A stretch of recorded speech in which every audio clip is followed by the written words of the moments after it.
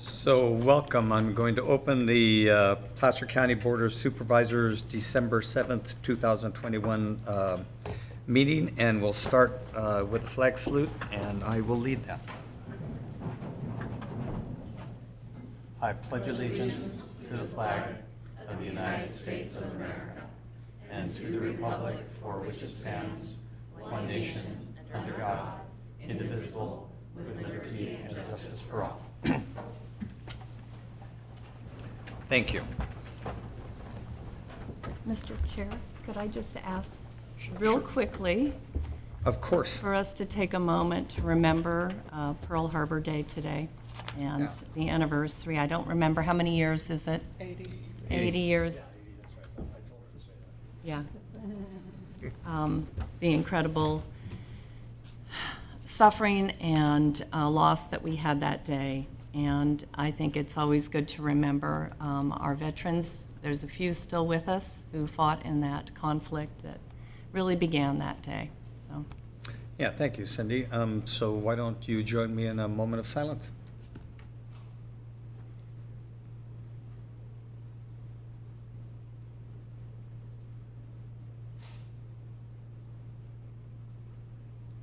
Thank you. Okay, our first item is the consent agenda. It's a list of motions to be considered all in one motion, but the board is happy to pull anyone for individual discussion and consideration if any of my colleagues wish to do that, and/or someone from the public.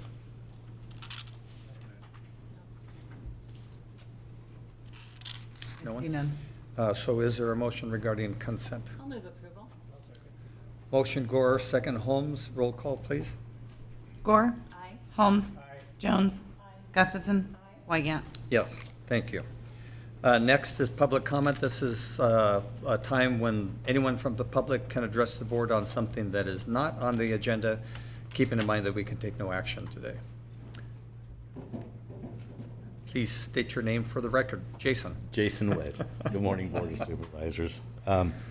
I'm going to keep this brief, and this is actually directed more towards you, Supervisor Gustafson.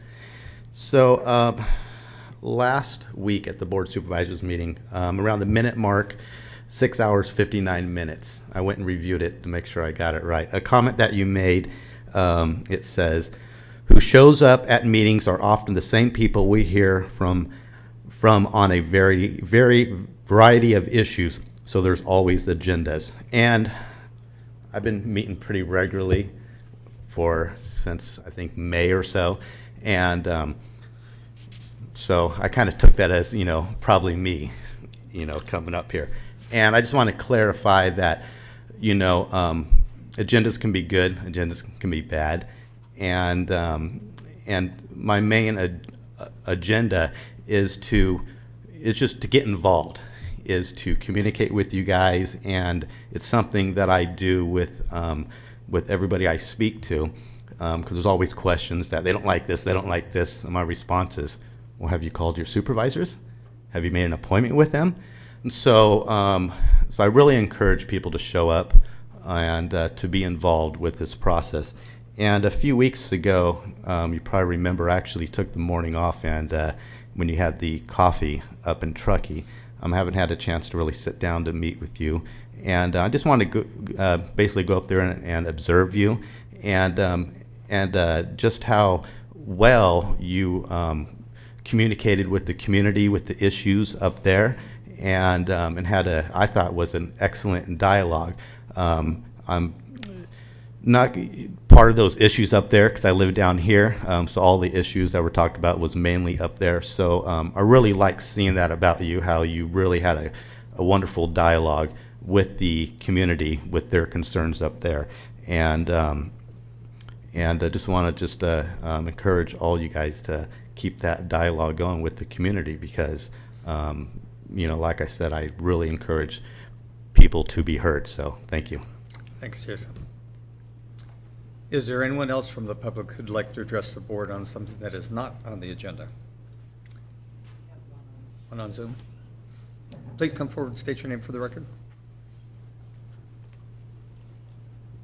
I'm Richard Lingenjoe, And I'm just, would encourage you to put on the agenda the Second Amendment Sanctuary County resolution that I believe it was August 31st that I gave each one of you a copy of that.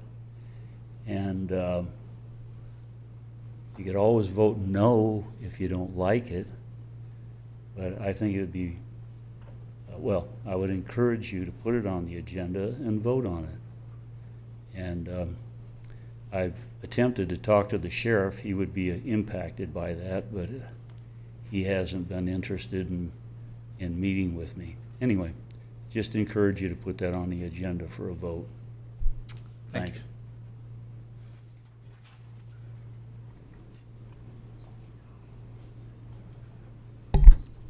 CM Davis, please unmute your mic and give your comments. Hi, excuse me. Good morning. This is Muriel Davis, and I'm talking right now because I tried to click on the additional documents on the agenda page, and it didn't go anywhere. It had an error. Is there anything in the additional documents that we should be looking at for this meeting today? There are on file documents, and I'm able. When I clicked on the additional documents, it went to a page that said, this is an error link. So I don't know if there's something in those documents we should look at for the redistricting section of the meeting. There are, give us 1 second, we're checking to make sure that it's working. It's pulling up. I sent an email to the BOS email. We can open it on our side, and IT just ran a check and said everything is working fine. Oh, okay, maybe somebody fixed it since I sent an email to them. I'll check again. Thank you. Okay. Thank you. No other comments? So we'll close public comment and go to board member and county exec reports. Are there any board members who have anything to report? Suzanne? Yes, I would like to report that Bonnie and I both attended the CSAC conference last week in Monterey. That's the California Counties or the California Association of Counties, where we met with county supervisors from all over the entire state. It was an extremely informative, educational, and a very good conference. Anyone else? Todd, do you have anything? I do not have anything this morning. Well, with that then, we will now take up our one department item, which is item 4, Community Development Resource Agency Tier 2 fee deferral request by Lennar Homes. And I think Michelle's going to kick that off. Yep. Good morning.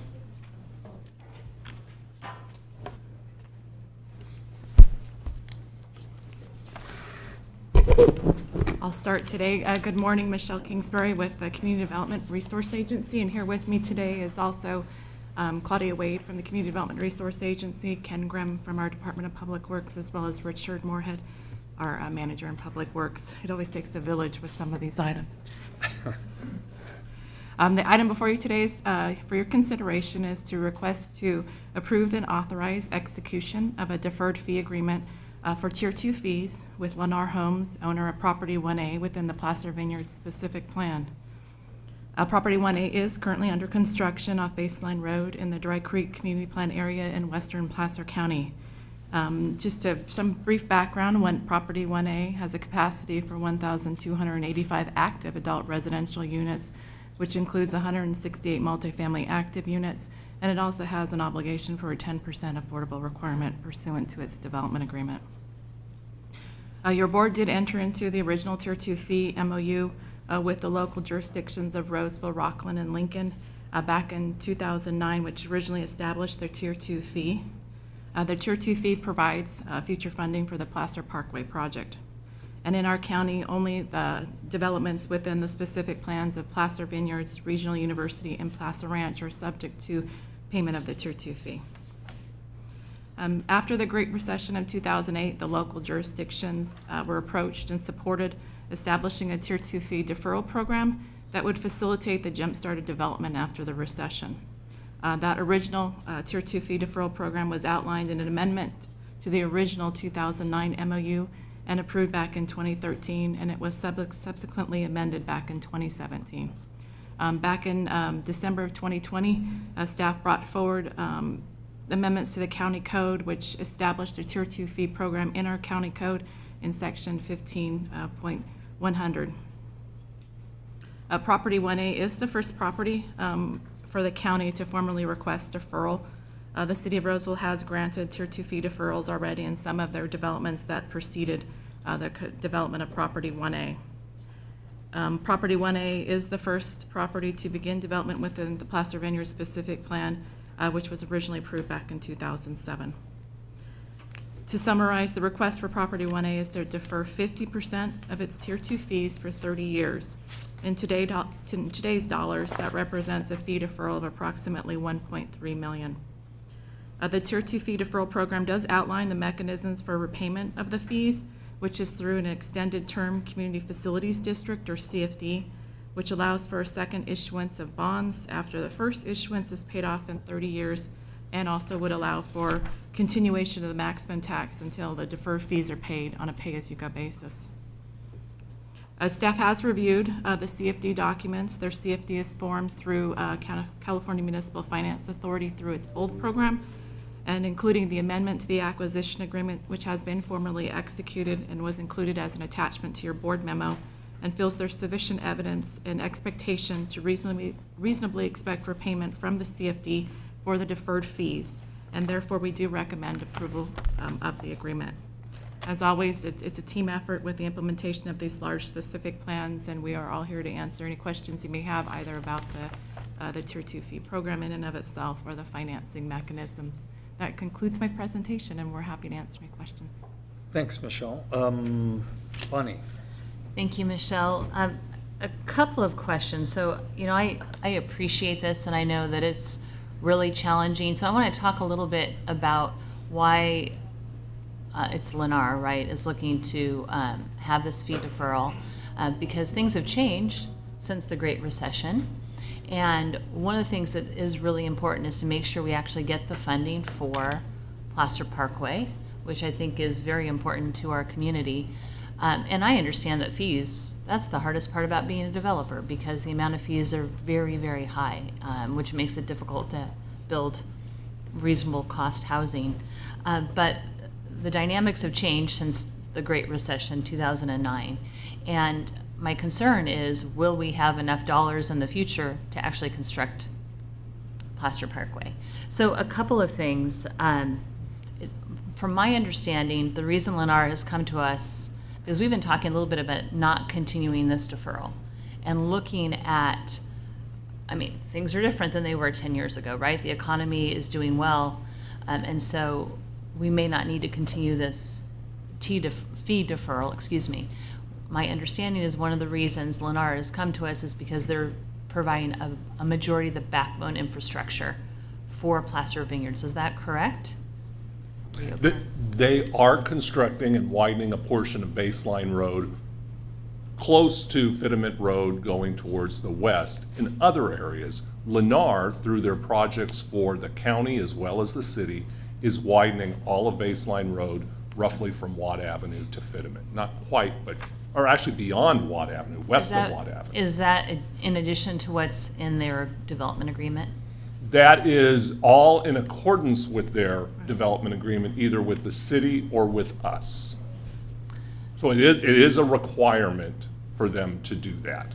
So, Michelle, do you have an answer of why we're moving forward with this fee deferral versus saying, no, we're going to hold the line? There's a couple of things. It's the first development within the specific plan, like I said, that was originally approved back in 2007. They did have some, as required when we reviewed plans and conditioned them according to their development agreement. They did off-site sewer improvements connecting up to Riola Vineyard, as well as what Ken mentioned with the Baseline Road improvements. They have extensions of water lines. They're the beginning of the development as it usually would extend from east to west as it proceeds forward. They've got extension of utility lines. They're the first one in, which is why they've requested the fee deferral. They do have an amount of backbone infrastructure. If you're looking at collectively the Phase 1 development group, that was, I think, about $100 million, although Property 1A being the closest to existing infrastructure had primarily sewer extension improvements, the baseline road, extension of water and utilities that come up from the eastern side. All right, That's your question. Thank you. And I have a question in the staff report, page 124. It's the second paragraph. And it says, if for whatever reason the second issuance of the CFD or other financing mechanism does not occur, pursuant to the second MOA amendment, the county will be responsible for future payment of the deferred fees at such a time as the fees were otherwise due to be paid. So would you explain that to me? Because wouldn't the developer be on the hook for those fees? Why would the county pick that up? So included within the MOU, which originally established the deferral program back in 2013, as well as the amendment in 2017, that statement is in there and applies to those local jurisdictions. The setup of the CFD is the mechanism where you would reasonably expect repayment, but that would be in 30 years. And so for full disclosure, we reiterated what was in the MOU. However, we do have a reasonable expectation, given the setup of the CFD, that they'll issue the second tranche of bonds, they'll maintain adequate bonding capacity, and/or continue the maximum tax over an extended period of time, which would then repay the deferred fees. So if they were to not, is there any recourse? Maybe I can answer Yeah. this to a certain extent. We worked with the developers' council to amend the acquisition agreement involved with the CFD bond issuance to add additional insurance that there would be bond proceeds that would be allocated to the payment of the deferred fees in the 30 years. So we've added those extra assurances within the acquisition, meaning it's part of the entire bond issuance and bond management process. Okay. Did you want to say something, Todd? Well, I just think, Karen said it well. I think what it is ensuring us that at the end of those 30 years, we have language in there that allows for that extension of time. I think that's kind of what wasn't in that agreement previously that we were working with their council to ensure. So I think it's about mitigating risk, that the county would be on the hook at the end of that term. And I think this language helps to basically minimize any risk attributed to that. Thank you. I think that I'm happy to move forward with this. I think that we really do, as a board, have to have a discussion about the future fee deferrals of Tier 2. I know we've had a little bit of conversation with the City of Roseville and what they're looking at doing. City of Lincoln is a part of this fee structure as well. And I think we need to keep an eye on the fact that we have a parkway that we want to make sure that we get built. And having those fees not come in for the next 30 years. Now, this is 50%, but it's still a large chunk of money, and we really need to address the needs of our community out there. Thank you. Thank you. Cindy? I do agree, especially as we look at moving forward. I understand how far along we were with this project, but in general, moving forward, I think we need to put the development community on notice that deferrals can't continue. I mean, the economy is what it is today, and we need to respond to that and get these fees paid. So that would be my thoughts moving forward, that I can support this one because of the previous work done on it and the agreements made, but moving forward, I want staff to have some level of direction to our development community that we want these fees paid. Thank you. And I'll just chime in that I concur with both of those prior comments. Good time to revisit an effort that we picked up in 2008 during a completely different economic setting. And I've been somewhat involved in conversations about potential partnering as it relates to the delivery of the first 2 miles of the parkway, and having the financial mechanisms available to make sure we can get that partnership put in place as completely and surely as possible to ensure not only the Parkway delivery, but at the earliest possible timeframe, I think will serve us all well, so. Is anyone from the public wish to address? I see no other board member comments at this time. Does anyone from the public have a question about this? No. What is the pleasure of the board?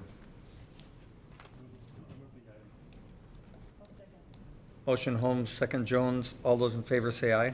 Aye. Motion carries. And then we'll be looking forward to, I guess, an agenda item sometime in the future to have a more in-depth conversation as to what was just discussed. Absolutely. We'll initiate a discussion with our partners. Thanks, Dahlia. Thank you. Okay, now we will pick up our 9:15 timed item, and I'm going to apologize for my voice today. There are a lot of people out there, of course, who say I speak too much all the time anyway, but during the last week, I've amplified that to records ever known, so I'm trying not to lose my voice, and I think I'm going to be in good shape, but other than that, I'm fine. So we have an item, Probation Public Safety Realignment Implementation Plan 2021 update. Marshall. Good morning. Good morning. Members of the board, Mr. Leopold, Marshall Hopper, your Chief Probation Officer, and today the Chair of the Community Corrections Partnership. Today we're here to discuss our updated CCP plan. But I think before we go into that, it might be worth it just to spend a little bit of time to recap the 2011 process, because I think if I'm correct, I might be the only one remaining on the executive committee, so I'm dating myself a little bit. So, but it might be worth an update for those who aren't familiar. So, in 2011, AB 109, or parole realignment, it changed our landscape of our justice system. And I'll just kind of roll through some of the key concepts behind what happened with parole realignment. It redefined felonies. Felonies that would have been potentially sentenced to state prison could no longer be sentenced to state prison. It also redefined the place where those individuals would be incarcerated, which went from state prison to our local jails. It redirected offenders who would have normally been supervised by state parole to probation departments throughout the state. It also changed the parole revocation process. Historically, they would have appeared before a parole board and been sentenced for parole revocations. But with the change, they now went to our Placer Superior Court, and then they were sentenced on parole violations, which ended up serving time in our jail as well. It expanded the use of alternative sentencing programs, such as GPS and SCRAM monitoring. It also authorized the use of incremental sanctions and evidence-based practices as a tool to help change and promote behavior change within the population. Now, our system at the time grappled with these changes. This turned out to be one could argue the most significant change in California history for the criminal justice system. It redefined everything. Now, as this started taking place, we had individuals that were now being sentenced to our jail for longer sentences than ever before, many for multiple years. We also had cases that were released straight from CDCR or state prison and taken directly to our probation department with little or no resources, and some actually had no place to go at all. So as you can imagine, this change was a great concern for our criminal justice partners and our community as well, because we were faced with a new responsibility and with minimal state funding to do the job correctly. So our Community Corrections Executive Partnership, which consists of myself as the chair, a police chief, the sheriff, the district attorney, public defender, a representative from the Placer Superior Court, and the director of HHS is your committee members. Back in 2011, we crafted a plan, and our executive committee unanimously approved that plan, which was later brought before your board for approval. That plan provided a balanced approach to public safety. It discussed rehabilitation, accountability, and emphasized the need for increased incarceration with the population that was coming our way. But at that time, I think it's important to note that we determined back then that Placer County had complied with the provisions and parameters regarding parole realignment and the plan. And so we made a decision back then to continue the distribution of our funding based on the original percentages of that plan. So years moving forward, those percentages were what we received during the budgetary process from the board and the CEO. Now, I do think it's important to note over the years, right? Many agencies throughout California, I know you mentioned CSAC, so you may have heard of some of these stories before about CCP plans. Many agencies throughout California to this day still do a new plan every year. Some don't, but a lot do. And they spend an enormous amount of time going through that plan, going through that process, and really their focus is to keep running the programs that they've created and keep doing the good things that they're doing in their counties.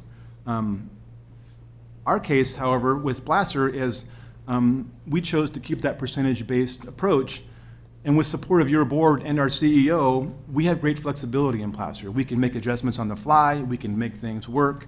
If something's not working, we can redirect it. So our percentage-based formula provides us great flexibility.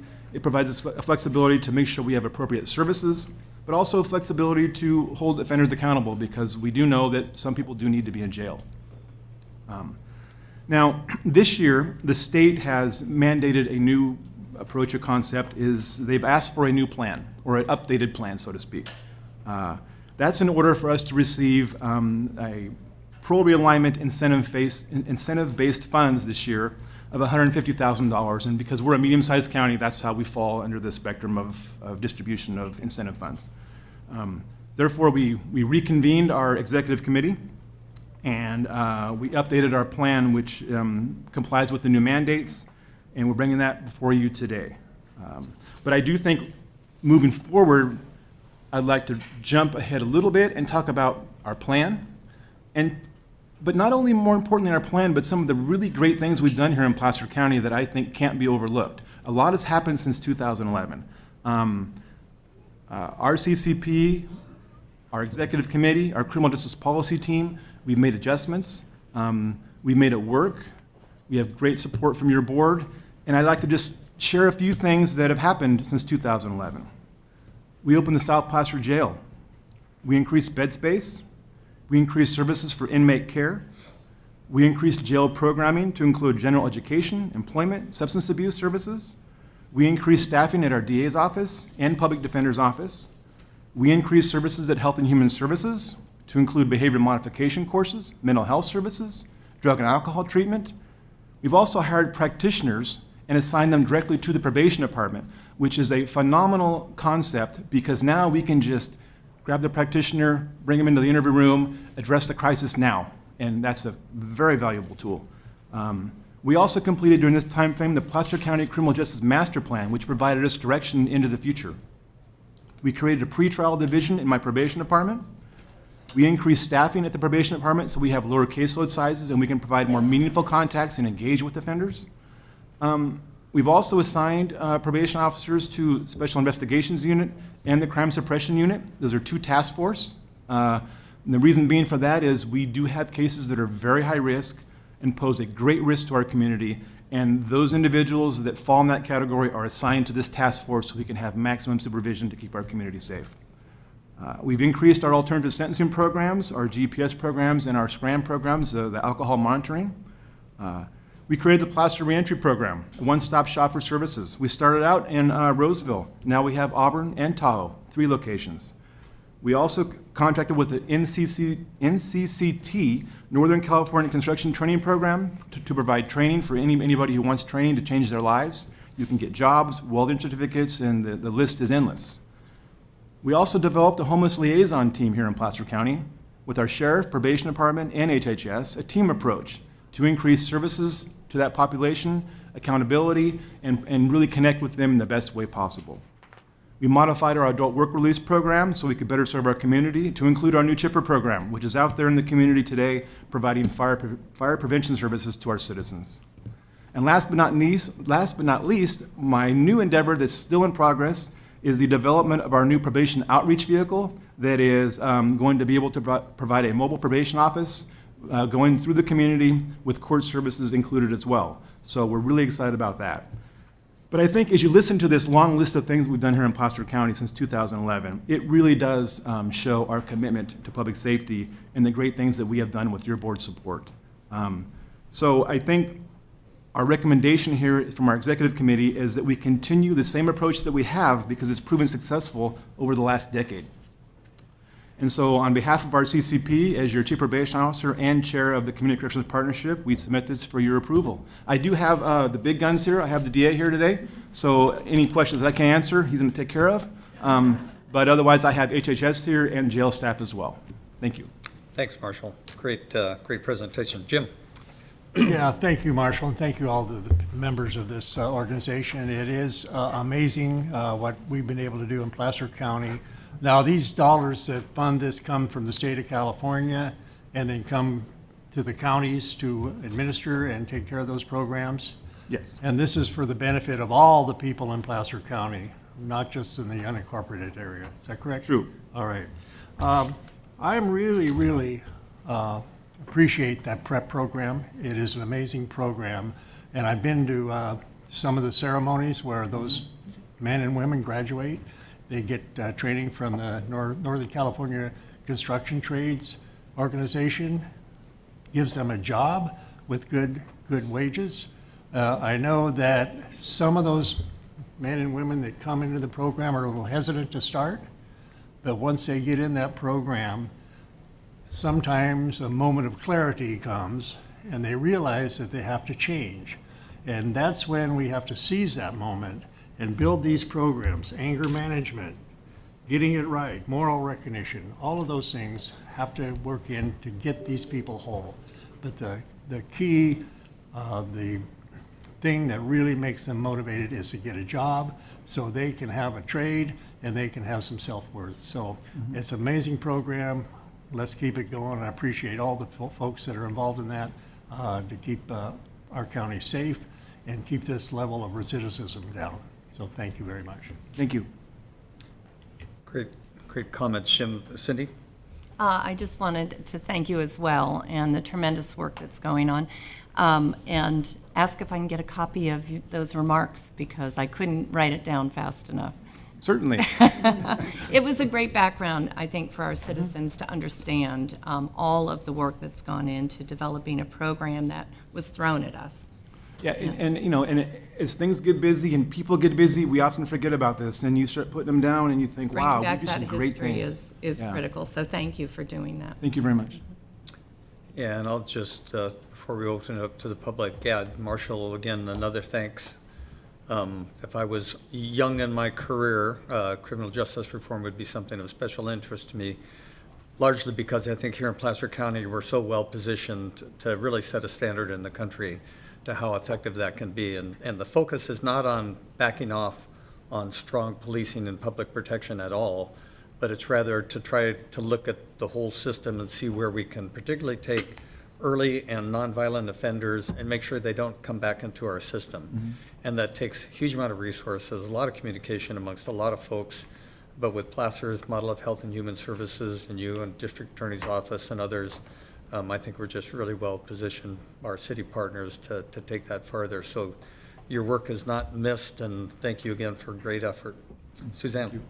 Yes, I also wanted to add, Marshall, that when I was brand new, before I was even sworn in, I met with you. I was very impressed with your proactive programs. Thank you. And as a result, I joined the criminal policy committee. And so I really appreciate everything. And with Morgan at the helm as well, I think we have a great team. Great, thank you. Do we have anyone from the public? Video? Benjamin, go ahead and unmute your mic and give your comments. Thank you, members of the board. My name is Benjamin. I'm here for, I guess you know what, but I just figured since I'm here, I might as well give my 2 cents about this. I don't know how long this has been happening. Apologies, I haven't been as up to date on Placer County systems as I probably ought to be. I'm more of a Rockland City man myself. But with regards to electronic tracking, alcohol monitoring equipment and services, I haven't heard as much of a privacy and basic human rights elements with regards to this technology. I was wondering if there was a need for a warrant for any of this, or if there was need for any sort of just public accountability aspects of this in general. With regards to the finances, I think that $1 million is a lot of money to be throwing around, and I understand that technology like this is expensive. But currently I'm talking in Rockland about the going over a SWAT team, or purchasing half a SWAT team for $186,000, and I think that's. Excuse me, Benjamin. I great think point. you're making comments with regards to our next agenda item, not this item. The electronic GPS and alcohol monitoring equipment and services agreement. Yes. That is the next agenda item, not this item. My apologies. I will respond then. Thanks. You. Apologies. No further public comment. What is the pleasure of the board?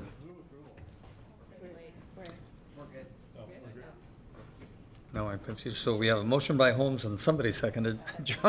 Jones, all those in favor say aye. Aye. Opposed? Motion carries. Thank you.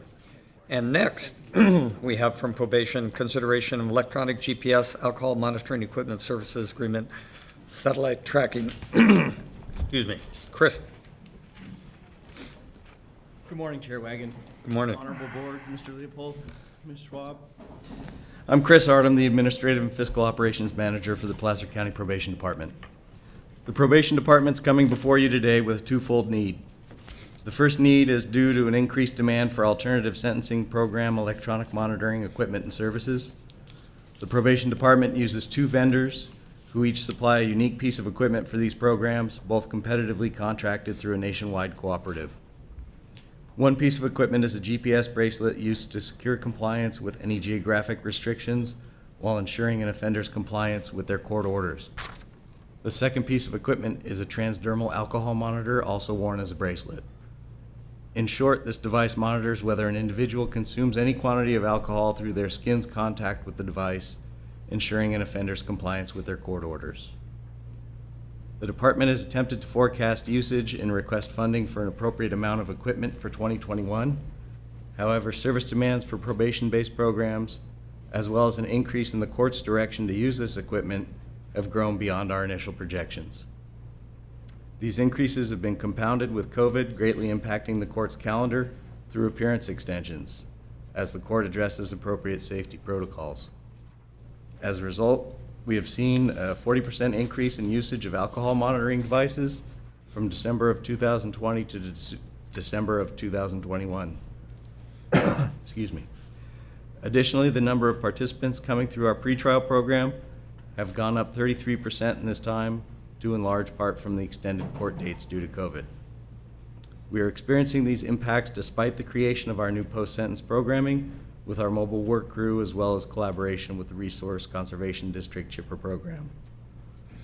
Though we are asking for an increased expenditure authorization for these agreements, we are not requesting any related budget modification because probation expects to absorb these increases within our existing budget. The second need is for the renewal of the contracts for the same equipment moving forward into 2022 and beyond. As the cooperative agreement that probation uses is in the process of a new competitive solicitation, we're requesting a 17-month contract rather than a 12-month contract as we historically have requested. Excuse me. This allows probation to synchronize our agreements with the cooperative's renewal of these services at the national level. Though probation expects the increase in demand for this equipment to subside at some point, we have not reached a point where we can reliably identify when that is or to what degree the needs for these services will be reduced. We have therefore built in a larger increase, knowing that it's our intent to spend only what we need. This is done by setting these service agreements up as authorizations of a not-to-exceed amount, resulting in no obligation to spend the full amount authorized. That concludes my presentation, and with me I have Marshall as well as Brett Wood. Thank you. Bonnie. Thank you very much for the report. Appreciate it. You know, since Benjamin didn't catch the last name, had a question about warrants. I think you addressed the the financial aspect, but could you address that, please? That way, Yeah, hear there's the answer. certainly. There's a couple opportunities or different ways that individuals would be utilizing the equipment. One of the first ways is a form of alternative sentencing. So the individuals come in and they apply for alternative sentencing, and they voluntarily place themselves on the program if they're appropriate, which means they get a GPS device or a SCRAM device. That is a voluntary commitment on their behalf in lieu of serving a sentence in jail. They don't have to be on the program, but they have a court order to serve custody time somewhere, either on this program or in jail, so it's up to them. Regarding warrant status or anything like that, the individuals by this time are already granted probation and may have search and seizure as terms and conditions, may not. But the bottom line is, under the code sections for the alternative sentencing programs, it's a voluntary thing. They don't have to do it. But if this program allows them to keep their jobs, stay home with their families while getting their jail time taken away, not taken away, completed. The other really form of this program is court ordered. They show up for court on our pretrial program, and the district attorney and public defender are talking about bail and conditions and that kind of a thing. There's an agreement made, or the judge orders that you're going to be on this program, and so we have a court order directing them on this program. And again, they could say no, and if they say no, then they would probably be more inclined to be kept in custody. So these are processes that are kind of vetted out. We've had electronic monitoring in this county probably since the late 80s in one form or fashion, so it's been around for quite a while. Great, thank you. Thank you. See no other questions from my colleagues. Is there anyone from the public who'd like to address this item?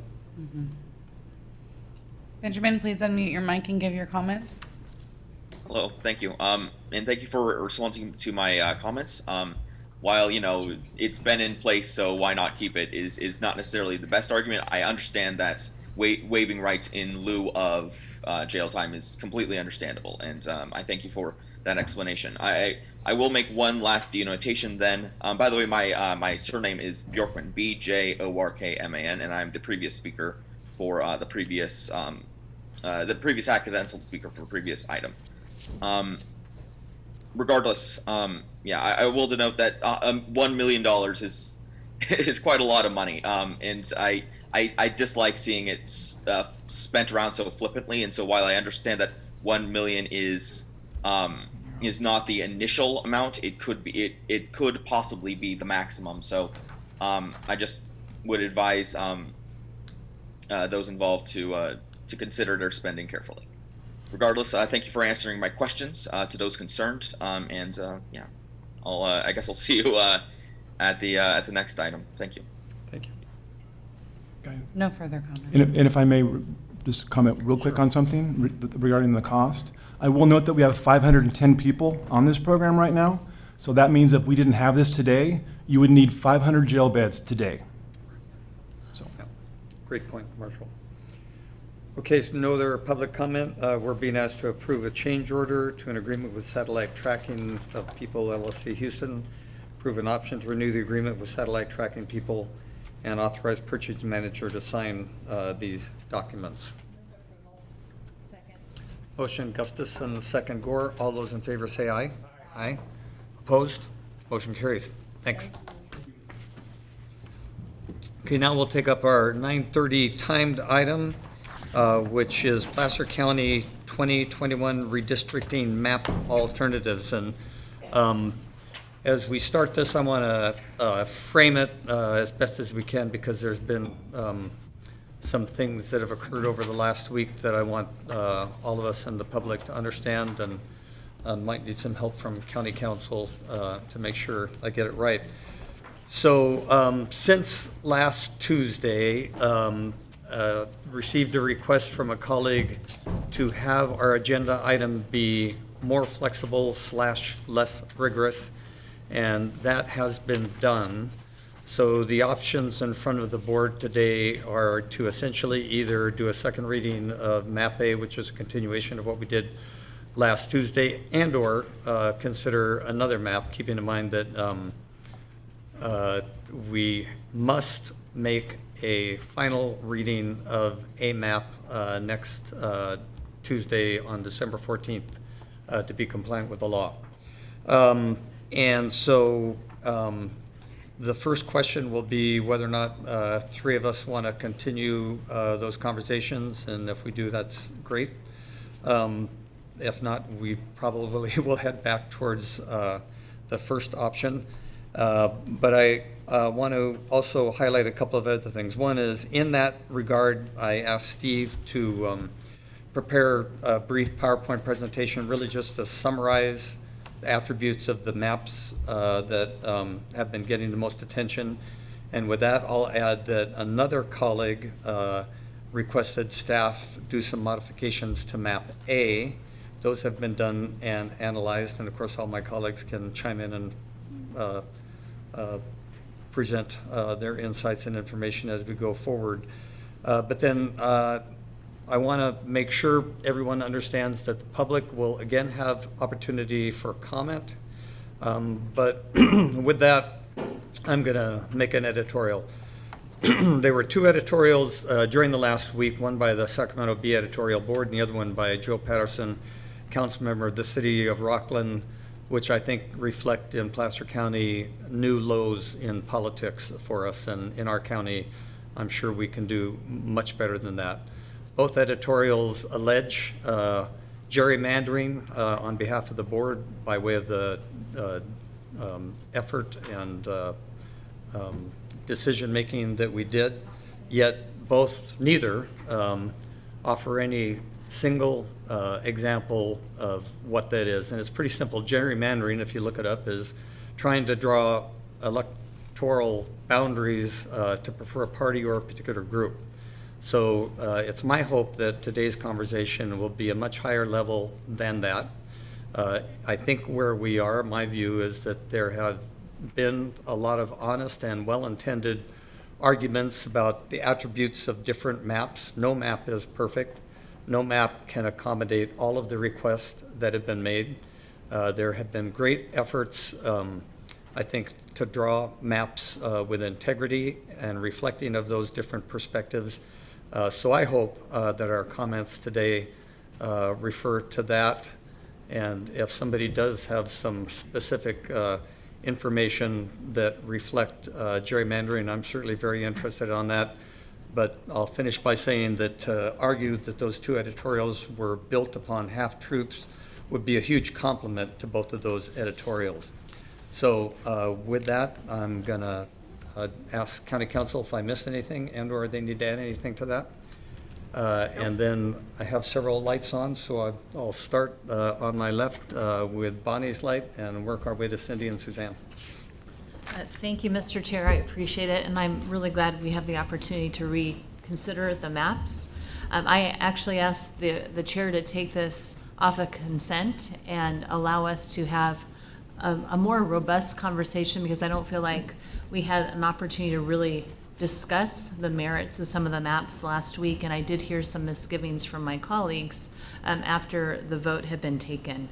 As I shared last week, I thought that the hybrid map 2.0 option 1 really best met not only the requirements outlined in state law, but it also took in communities of interest, and we heard a lot of folks about wanting to keep areas together. And I want to share that we heard a number of concerns from residents. Rockland wanted to be whole, Lincoln wanted to be whole, rural areas wanted to stay together, West Roseville wanted to be considered a community of interest, and Lumos also wanted to be incorporated with the unincorporated areas. And the challenge has been that we can't make all of this happen, right? That's been the most frustrating thing about this. And I want our residents to know that I'm certainly hearing what you have to say. I think we're all hearing what you have to say. When staff came up with Map E, which was directed by the Planning Commission / Advisory Commission, they asked staff to come up with a map that incorporated all those interests. That map came back, but the deviation was 20%. It didn't work. So we clearly know that we can't meet everyone's needs in this process or desires in this process. And we have some good options in front of us. But I do think that when the residents came back and said, and a couple of residents looked at MAP 2.0 version 1, they really looked at trying to balance, we talked about whack-a-mole last week, but they really did try to balance the needs of most communities. And I feel like that map certainly does that. I really would love to give everybody exactly what they like. But at the same time, I think it's really important to remember that regardless of whether a supervisor lives in a city or a county, we represent not only that district, but the entire community. I have a vote in North Tahoe as well as in Roseville.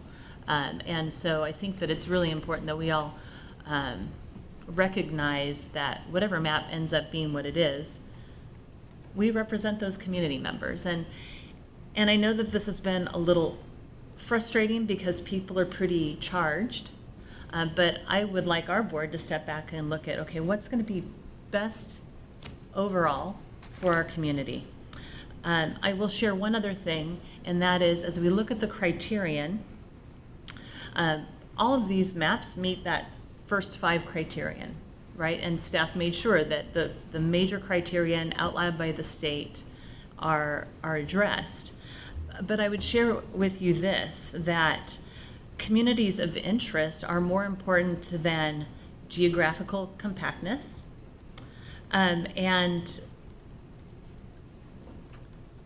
that's my first one, really, is that we're looking at these top 5. Geographical compactness is at the end of the 5. And then there was also talk about keeping the districts sort of like they were previously. And there's nothing in those top 5 that say that our districts have to be like our districts are now. I mean, we want to keep community of interest together, but keeping our districts similar isn't one of the 5 criterions. 5 criteria. So I want to share that because I think we really need to be, as a board, open to making things a little bit different and trying to let go of sort of the political pressure that all of us are feeling. It's been very challenging, but I really do think our board can make a really good decision about what's going to happen in the next 10 years. And thank you, Mr. Ronco. I know that you have work that has to be done on this item, but we're looking at an item that's important for the next 10 years. Means you have more work up front, but I appreciate that we have the opportunity to really vet this item together as a board. Thank you. Thanks, Bonnie. Cindy. Thank you, Bonnie, for those comments, and thanks for the many emails and comments we've received. Last Tuesday, we heard, and throughout this process, we've heard a lot of public input, and that's been critically important, and I think we all are open and willing to understand and try to balance. And I shouldn't have said agendas, to your point. I should have said points of view, because there's no doubt there are many points of view on this. And while I may agree or disagree with Supervisor Gore right now, my main reason to speak now is to say, where did Map Z come from? Because I've seen emails. At the conclusion of last week's meeting, I felt very strongly that maybe we could do better. Maybe we could find another compromise in this situation. And so I asked staff, are there any changes in Z? In Map A, I don't think Z is a good name, but anyway, they named it, not me. Sorry. I think they were trying to send a message. This is the It's the end of the road. Right, end of the road. And so I suggested a couple things that I heard from the public at that meeting that kept me awake most of Tuesday night. Did we do our best? And given the timeline and everything, I just needed some just one more look at a couple of those boundary changes. So that's where this map came from. In no way it was reflective of the comments that we heard from specifically about the old traditional part of Roseville growing into District 4 and about Rockland. And so those were the 2 comments that I picked up the most on from last week's meeting and asked, could we address this? So I want to thank staff for that. That's where it came from. Use it don't use it. I just wanted to see what it looked like, and once I had that, wanted to make sure the board and the public could see what that might mean if we were to consider it today. Thanks, Cindy. Suzanne? And based on all of the reasons stated before me, I'd like to make a motion to rescind the board's prior action from November 30th, 2021 to tentatively approve alternative map A, and simultaneously make a motion to tentatively approve alternative map hybrid 2.0 option 1 and provide direction to staff to provide findings supportive of this map. Mr. Chair, if I may? Yes. I think before there is action on this motion, and this motion should remain in our memories, I think we go back to your original course of action here is to ask, and I'm sensing it by this motion, if there is a desire by the majority of the board to reopen the public hearing to consider other alternatives before you take that final action and take your public comment. Yeah, thanks, Karen. I was hoping for a more full, thorough discussion, so for lack of a second, I'll note that that motion has died for the time being, at least. Actually, for clarification, Mr. Chair, I wouldn't say it's a lack of a second. What I'm suggesting is that we table the motion for now, bring it back after you've had your discussion. If I'm sensing that the board wants to go forward with considering other alternatives, I think that has been articulated by Supervisor Jones on the rescission part. What I'm suggesting is we table that motion for now, open up hear the staff report, and then open up for public comment and then revisit it. Yeah, that's fine too. I'll just emphasize that I did not hear a second to the motion, which Yeah, would because take I us spoke back up to, took us to the same place anyway, which is we're going to have a more full conversation. We're going to hear from the public. And then I frankly would prefer that we started with a clean slate at that point in time, but we will table the motion for the time being at the request of County Council. So with that, Steve could give his presentation, and then we'll provide for more questions or comments by board members, and then we will open it up to the public. All right, Steve Pedretti, retired Community Development Director, back by popular demand perhaps, or not, but, so I am here for continuity's sake to talk about what we have done. This is what we had just discussed. I don't know that I need to bring this up quite yet, but this, we had last time brought 4 maps to the board that were recommended by the Advisory Redistricting Commission. Your board tentatively approved Alternative A for the reasons stated here. Alternative Z, we wanted to throw this out there, and yes, it is poorly named, intentionally so. If there were any more, it'd be ZZZ, as in it's putting me to sleep, I'm not going to do anymore. But what we tried to do, the request was to try to find a compromise between Alternative A and the hybrid 2.0 option 1. I quickly pulled my maps that had census population out of the recycle bin. I'd thrown them in the night before, and pulled them out and took a quick look and decided there might be a possibility to do that. I called Dennis DeSell, who is our GIS technician. He's the mapping guy, and asked him to start playing with it. I said, clearly there's a hope to make all of Rockland be in one district. Can we do that? And at the same time, looking at the peninsula in the northwest corner of District 4, making that district smaller looked like more like a gerrymandering type of thing because it was smaller and narrower peninsula. Not saying that it was gerrymandering, but I'm just saying it had that look. So try to make both of those work in a single map. And so Dennis played with that, and then we got back together a little bit later. I had looked at my maps, and we started going back and forth and trying to get a deviation under 5% with a map that also met, it looked reasonable. In the end, this is what we came up with, a deviation of 4.55%. There are really 4 things that were at play, I think, between the different maps. And so I don't think it's best to point over here. West Placer, or West Roseville, west of Fittiment Road was one, and this just died. Sweet. Oh. got to go, oh, good, thank you. So this west of Fittyment was one area. You can see, well, you can't compare them all. In alternative, in the hybrid, all of west of Fittyment was in District 2. We got about 2/3 of it perhaps in there, which is more than we had with Alternative A.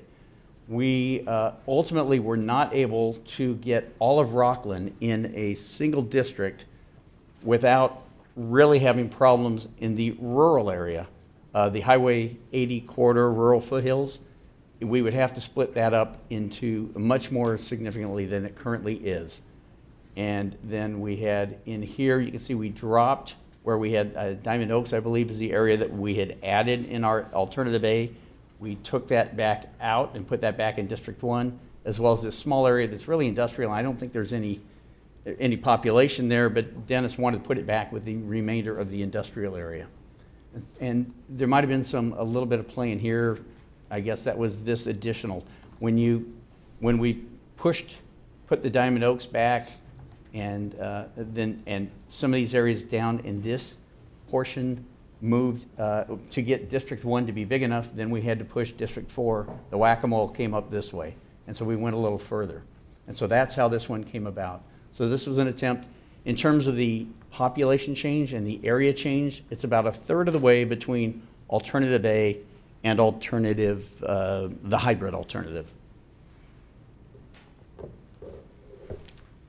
And we'll pass that for now. Okay, I just wanted to point out the differences between the maps. Again, there are 4 areas west of Fittyment, Rockland, the peninsula, and then the rural foothills, Highway 80 corridor. Now, all of these 3 alternatives are fairly similar in terms of the outlying Auburn areas moving into District 5. There's some little differentials in here, but they're not a whole lot. And so I'm not really going to address that. But it was these other 4. So in this one that staff came up with originally, we were trying to keep the communities of interest intact and move. We're trying to minimize the change because we thought that might be best. This blue area right here, we added the Granite Bay Census Designated Place, CDP. We wanted to keep that intact, so we moved that into District 4. We needed to get a little bit more population District 4, and so we added this piece, Diamond Oaks. We were able to get 86% of Rockland into District 3. So we got 86% of the city in one district. And right here, which, the B is saying that's really bad gerrymandering, it looks to me like we had a couple of rectangles that follow subdivision areas, and it was in the newer part of Roseville, so we thought that made the most sense. That's why we went with this one. So I hope I'm being heard on this as I face over here. So that's how we came up with this one. In this case, okay, in the current maps that we have today, the city of Rockland, 64% of it is in District 3. And District 3 comprises about 60% of all of District 3. In Alternative A, 86% of Rockland is in one district, and it comprises 76.5% of District 3. So a significant change from 60 to 76.5%. Also, the unincorporated population in District 3. In the current map, 31.5% of District 3 is in the unincorporated area. In Alternative A, it's down to 15.1%. The hybrid. With the hybrid, they had slightly different take. It was really, I think, based on putting all of Rockland into a single district, and it accomplished that. To do that, they were also able to do all of west of Fittyment here, north of Baseline, which I think that's got a good look. I mean, I have to say, that does look pretty good. But then we had this portion where you had this smaller piece of the peninsula that goes up, which that's a judgment call based on all the other things that we're looking at. These are all judgment calls, actually. But because of the changes in population, District 4 had to move up to the outskirts of of Auburn, so on the south side of the corridor of Highway 80, is now in District 4, and that split the rural foothill areas into the two different districts. Now, in this one, of course, there's 100% of Rockland is in District 3. Rockland will comprise 85.5% of District 3, so 85.5. The unincorporated population in District 3 would be down to 6.4%. And so that's how we ended up there. And now Z, again, for the reasons that I said, not as good here, I would say, in the look, but it got more of West Roseville into there. We have about 94% of Rockland was put into District 3, and then again, this larger piece. So with this one, there's 93.6% of Rockland is in District 3, and it comprises about 80.5% of all of District 3. So about 80% of District 3 is in Rockland, the city of Rockland.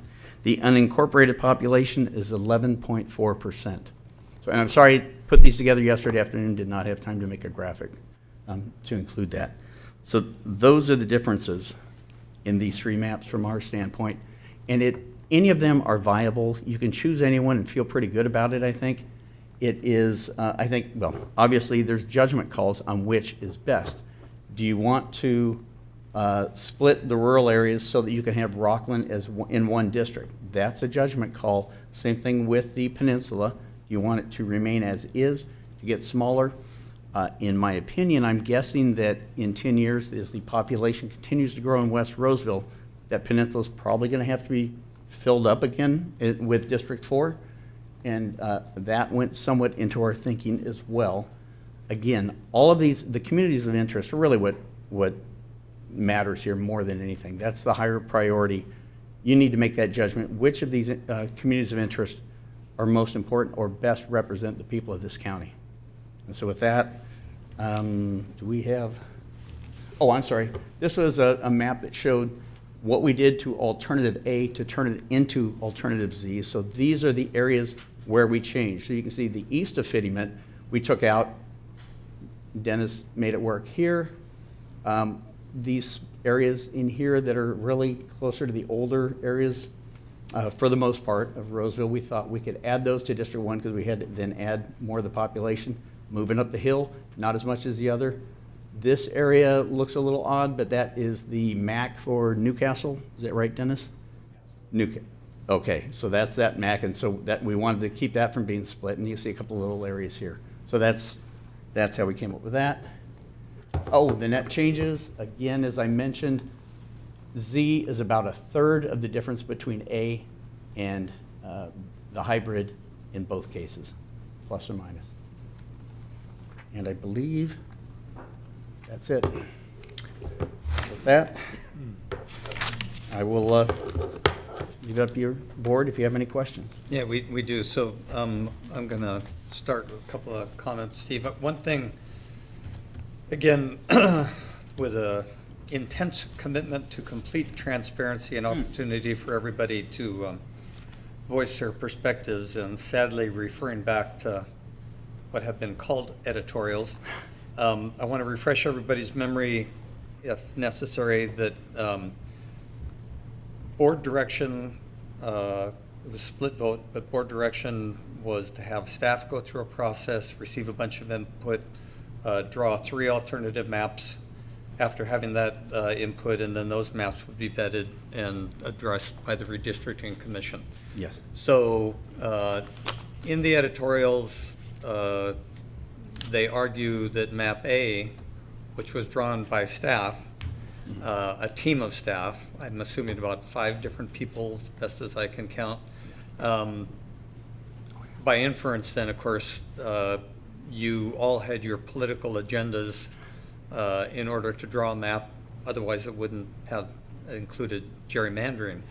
And I think you've well articulated, though, what should be being discussed is that there's an honest, subjective difference of opinion amongst good people about what are communities of interest and how those priorities come together. one of the things that was discussed last time, I'm going to bring it back up again, and I think might be a area, Bonnie, where you and I differ somewhat, but one of the starting points for drawing these maps also included being minimally disruptive, to creating as less disruption as possible. And that's both for the Board of Supervisors and for the Placer County Water Agency. Yes. So A clearly did what it needed to do, which was create parity of population amongst the 5 districts. And that added a lot of people, the most, to District 5. And then if you look at it, it appears, and the graphs show, that the smallest amount of changes in land mass occur in Map A as it relates to the other remaining 4 districts. So it seems to me, and I'm just curious to see what you think, but Map A actually would be the one that would be least susceptible to gerrymandering, because it was done by 5 staff folks or so who are not electeds. They don't have a political dog in the fight, at least directly. Another map was drawn by a citizens group, which might have particular issues and agendas and preferences and subjective ideas, which is fine, but less objective in my view.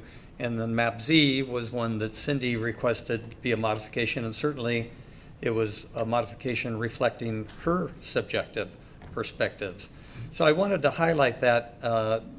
I'm kind of hoping that Joe actually does get his movement into District 3, but I'm thinking the best place might be in San Francisco or Los Angeles, because I've never seen an elected official in Placer County attack another group of elected officials in the same county by agencies. So I'm just curious as to, you must have had some emotional reactions to all of that. I'm curious to see if you have any statements that you'd like to offer up or not. Sure. I mean, from my standpoint, we came up with 3 options.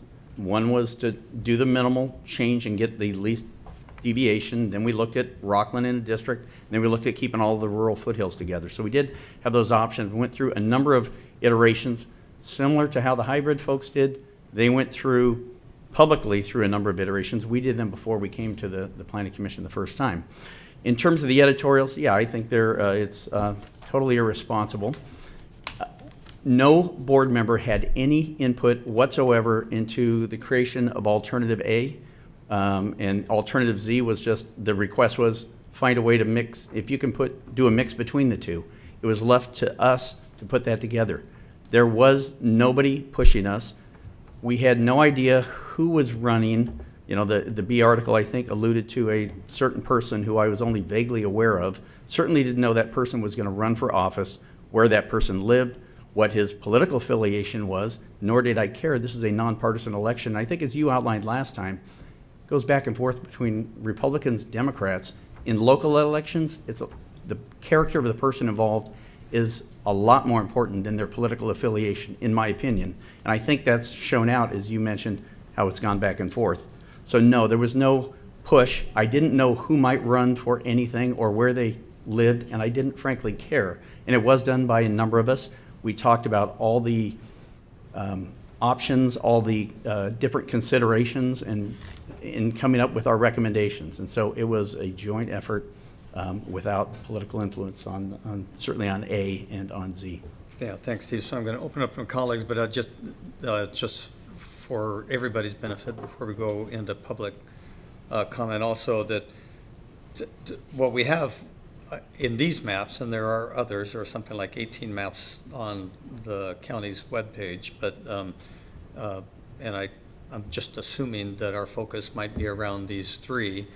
But you've got A, which was vetted as you and I have both now described thoroughly. Z is a modification by one of my colleagues for that purpose, which is perfectly appropriate. And I look at hybrid, the latest iteration of the last hybrid, which is 2.01, as being a different prioritization by a group of community citizens, and I think very well intended and actually very well done. And those prioritizations put a higher level of priority to keeping Rockland completely whole, and then collecting people that arguably have a more common perspective on the east side of the county. Right. in what I would describe as being rural residential area. One of its weaknesses in the hybrid is that if peninsulas are not compact and they should be avoided or minimized, it makes the Roseville Peninsula that we've discussed so thoroughly more of a peninsula than it would be otherwise. So those are the kinds of things I think the board members and the public should address on commenting as being the relative advantages and disadvantages of the maps, and there are others that some may wish to discuss. Absolutely, and the one, now my judgment is different than Wayne Nader's, and we've talked about it. I feel that getting most of Rockland into a single district and not diminishing the rural foothill corridor, not splitting that into a couple of different districts, to me that is, if we get most of Rockland for now until the next census, that seemed appropriate to me. Somebody else is going to make a different judgment, but that's where we went. Thanks, Steve. So this time I'm going to start on the other side with Suzanne, then Cindy, then Bonnie, then Jim. Steve, I have a question. You said on the hybrid map, what percentage of unincorporated county is in District 3? Take this with me. Okay. In District 3, in the hybrid, the unincorporated area, 6.4%. Okay, and then in... Let's check those for me. Okay. And then in Z, how much did you say was unincorporated? 11.4%. Okay, so just under 5% difference. Right. Okay, good, thank you. Cindy. Thank you. And I agree at this point, for all of you weighing in, this really is a lot of judgment calls and points of view, different points of view of how to address these maps. And so, Steve, one of the things that I mentioned last week and that I continue to feel like we need to express our sincere gratitude to the team that really worked hard to put the initial analysis together and the tools for our community to use. But during a lot of the emails we've received, it has been criticism of staff that you didn't change or alter the maps as you went forward. And my understanding is the direction that was given is that the Advisory Planning Commission, or the Advisory Redistricting Commission, excuse me, the Planning Commission, would give that direction as to when things were changed. And then, am I clear, and for the public record, can you say which maps were directed by the Planning Commission? What changes you made? It was alternative E. I'm sorry. I can handle that too, because I had some of the Advisory Redistricting Commission meetings. Yes, so staff originally brought forward those 3 maps to the Advisory Redistricting Commission. And at the time that those were brought forward, staff did inform the Advisory Redistricting Commission that if they were interested in modifying maps or creating new maps, they certainly could do so. They would just need to do that by way of motion. And in fact, that is what occurred. That's how C2 was generated, and also E. So both of those maps were products of the Advisory Redistricting Commission asking staff to change things. But from my perspective, for staff to then, after we submitted the original 3 maps, to then bring forward a map without direction from the Advisory Redistricting Commission would have been off base, because we were then operating at the direction of the Advisory Redistricting Commission as to how to proceed. But nonetheless, community maps did come forward, have been analyzed, data collected, and shared not only with the community but with us. So I just want to be clear to the public that that was the process, and staff did exactly what they should have done. Anger should be at us. That's why we're up here, and that is, the job we signed up for, but not at staff.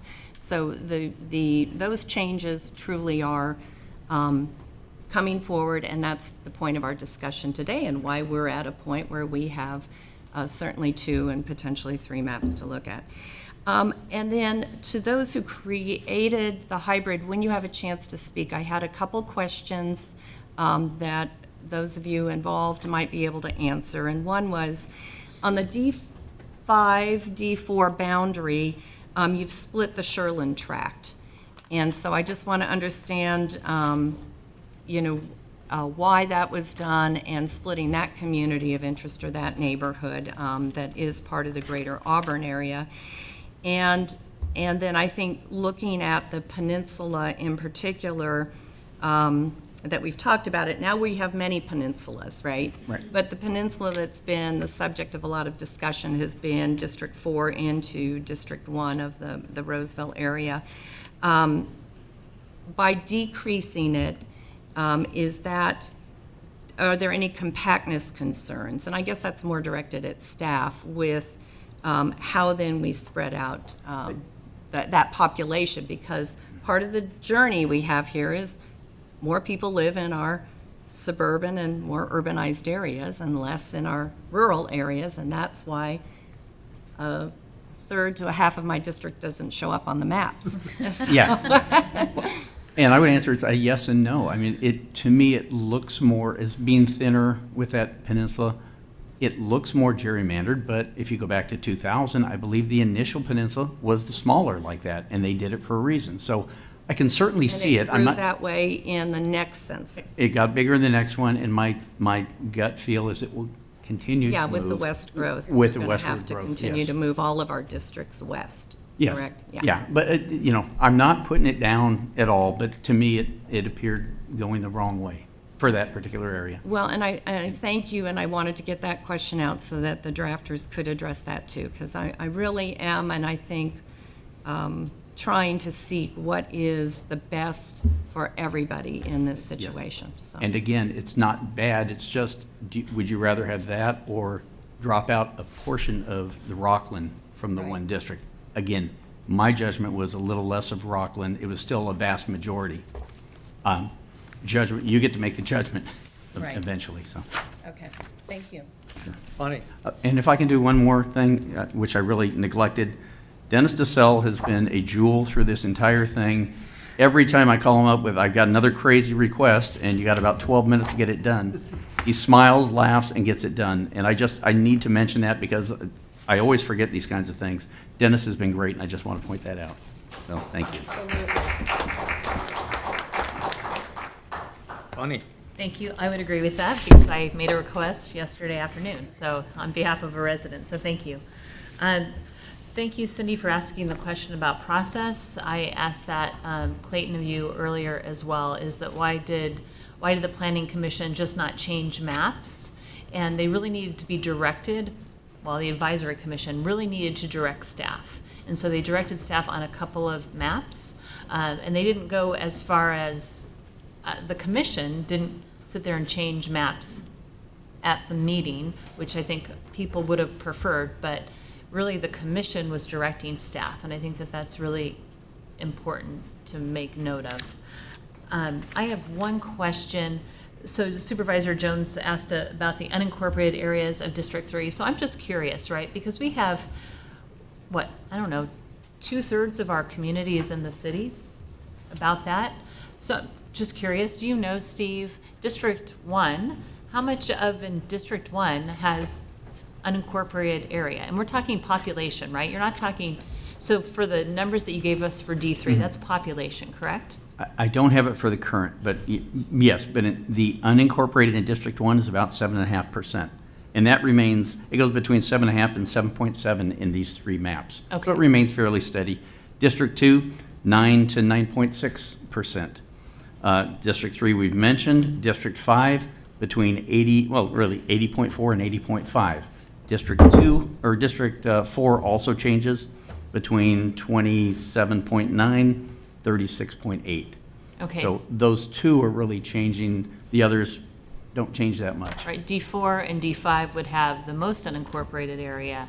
And then the other three districts have less unincorporated area because we have more population and more cities. And I appreciate that, right? Because in District 1, it's 7 to 8%. Is that what you just said, right? Yeah, yes. And so, although there's work to be done in the unincorporated areas, right, there's also work to be done within the cities as we talk about elections and libraries and probation and the sheriffs, all of that. I mean, that work, regardless of whether we represent the city or unincorporated, we still have that work to do the business of the county, which crosses jurisdiction. So I just appreciate that clarification because I actually did not know the rural amount or the unincorporated amount in each of the districts.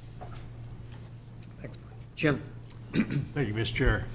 When we look at alternative A, you see the biggest change is in District 3, where we're taking out all the rural areas of Chili Hill Road, Ophir, all those areas are out.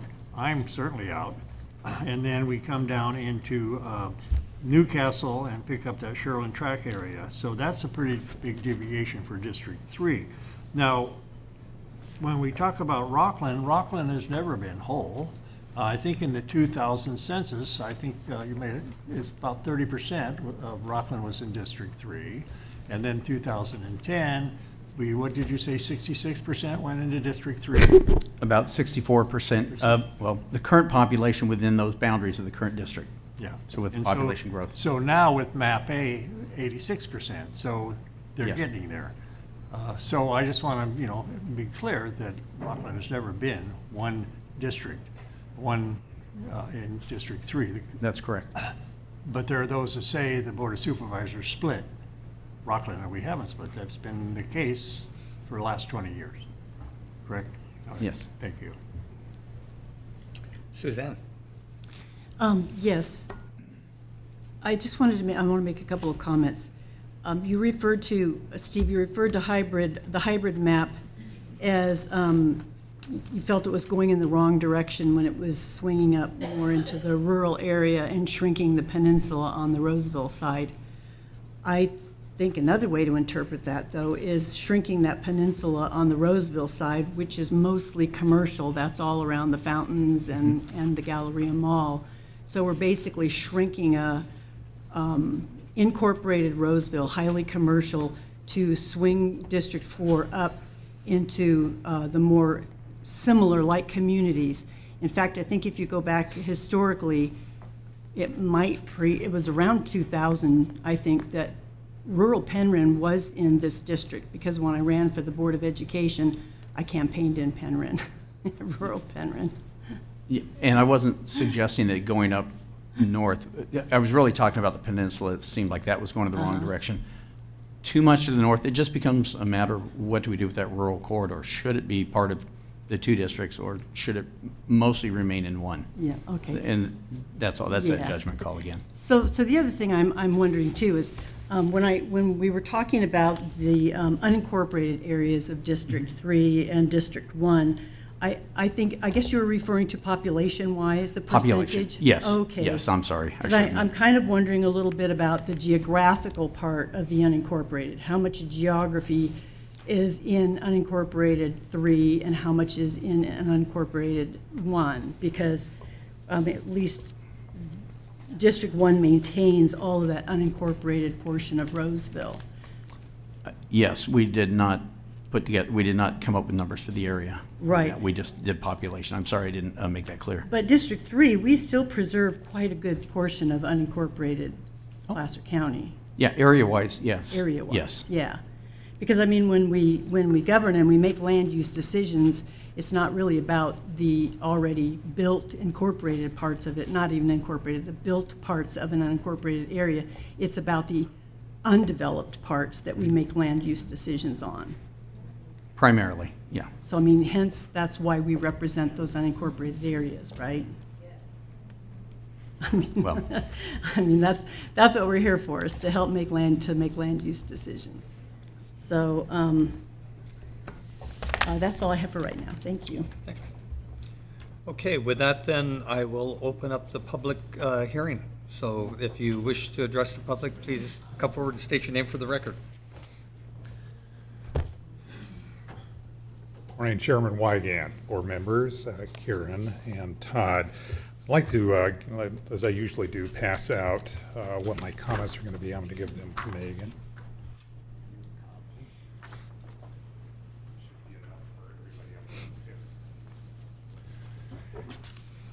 And I'd first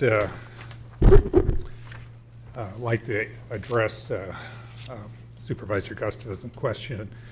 Unfortunately, Amber was not able to join us today. She had professional obligations today that kept her.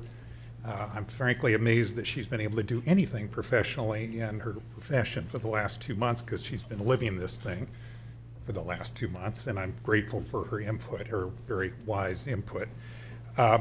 Before I start, let me just finish that by saying if she's trying to tune in today, and if she can't, then I'll try to answer your question on that, but I'm going to avoid that for right now and give that up for her if she comes. Wayne, I'm yes. sorry, it looks like she actually is available right now, but. Oh, good, good. So hopefully she's going to continue to do that. I don't know if you want me to sit down or you want to talk No, to her? why don't you Okay. go ahead and we'll see where okay. we're going, yeah. Good. Before I make my comments, I want to say that these comments refer to October 7th of this year. To me, that's when the starting gun started. That's when the maps came out. I'm not implying in anything that I say that the staff did anything to favor political preferences in this. I'm just saying that after the 7th, when we all got to look at what was really coming forward, that's when obviously there was lots of input from lots of different directions, and there was, I'm saying, the appearance of maybe some political influence that came into the process. So that's where my comments are going, and that's where they've been at this point, is really from October 7th on. That's when the rubber met the road, as far as I'm concerned. Everyone involved in this redistricting process, including yourselves, has and is at a very high level of frustration with the way this has transpired, no doubt in that. Even the chair mentioned to me, this has not been one of our finest moments. This could be a textbook case of how not to do redistricting. Just from an ethical perspective, political considerations should never play a part in redistricting. In fact, the regulations state very specifically against allowing politics to influence the outcome of redistricting. From the beginning, whether there has been the appearance, either directly or indirectly, of political forces interfering with the redistricting in Placer County. The public's trust of local government has been badly damaged through all of this. Placer County has had a notable change in demographics in the last 10 years. Obsessing on just the importance of maintaining existing lines or attempting to maintain them I'll finish this up quickly, does not override the predominant requirement, the Voters' Right Act, the VRA, criteria as confirmed to you by the County Council at the last meeting. Hybrid 2.0 option 1 map addresses the VRA better than map A and also is more compact, two very critical considerations. Map A has never had any real support from the public. The county staff, including the CEDRA director, with all due respect, Steve, has been promoting the map ever since they first came out on October 7th. The question is why. During the process, I never heard the reasons or any strong case for this map. At least 3 of you said during the last Tuesday's meeting that the hybrid 2 option 1 map looked like a viable choice. So why not now listen to what the public is asking you to do by backing away from the decision of last week and go with the community-generated map that is looking to the future of Placer County rather than the past. Thank you. Anyone else wish to address the board? Please come forward and state your name for the record. My name is Jason Wedge, and I brought a prop today. And I got extra bags of popcorn if you guys are willing to partake. So I want to start off with last week. It started off a nice sunny day, and many in attendance for what I have called a show, and towards the end of that, it actually did not go the way that many in support, in attendance and on Zoom, wanted it to go. And I would probably, it's probably safe to say that last week's show is not up for any kind of nominations for an Academy Award. So here we are today, Redemption Time, sequel from last week. And We've all seen some horrible sequels, and we've seen some sequels that has been tremendously better than the first one. So I am up here to encourage you to make this a better sequel, and listen to the community. I haven't had a chance to really look at Map Z and understand, you know, the probably well intentions behind it, but this late in the game, I don't think it has been properly vetted, especially in 4 days or whatever we've had when this map came out, to really take a look at it, and the you guys included, to properly vet this Map Z. So in my opinion, I don't even think Map Z should be much more entertained at this point. And so which basically leaves left is the hybrid 2.0 option 1. I'm hearing some pretty strong you know, talks on that map up there. Many have been, you know, supportive of it from the get-go, and but most importantly, it's been, you know, the public that has been highly supportive of it, that has been commenting on it, from community leaders to majority of community members themselves. So I will leave it that, and last chance for popcorn. Thank you.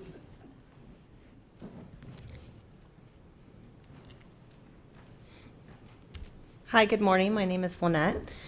And redistricting is not really something I'm extremely passionate about, but what I am passionate about is transparency and honesty to the public, and allowing the public to have input in changes in their community, because we're going to be the ones living here in 10 years, 20 years, 30 years. You may all not be on the board by then, unless you have a track record like Mr. Wygant, but the goal of redistricting is to have a fair and equitable redistribution of political boundary that is consistent with the geography and the population of this county, that allows all citizens of Placer County to be fairly represented. The only way to achieve this without conflict is if the boundaries are researched and drawn by an independent party, not beholden to this board. We requested this before. We've been here multiple times asking for you to listen to the public's input.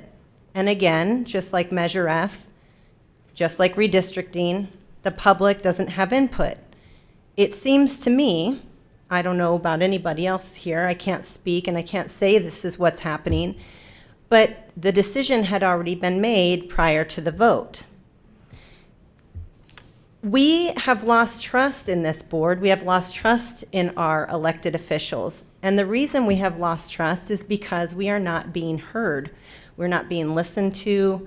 I want to thank Suzanne for asking, you know, the tough questions that doesn't seem to be addressed at these board meetings. And I understand that you can't answer our questions, but you sit up here and you defend the editorials that were put out on you. And it just boggles my mind that we've asked over and over and over for our questions to be answered. We don't get email responses. We don't get our questions answered. There was a town hall set up. Now that's being, you know, completely undone. And to my knowledge, it wasn't even be put on by the Board of Supervisors like we asked. A town hall would be a great thing to not only address redistricting and to be able to answer questions of the public, but to be able to answer other questions that we have in regards to our communities, such as high-density housing, unincorporated Placer County, where the gathering in may potentially be moved to. I mean, I don't know what else I can say other than we have lost faith in our elected officials. So, thank you.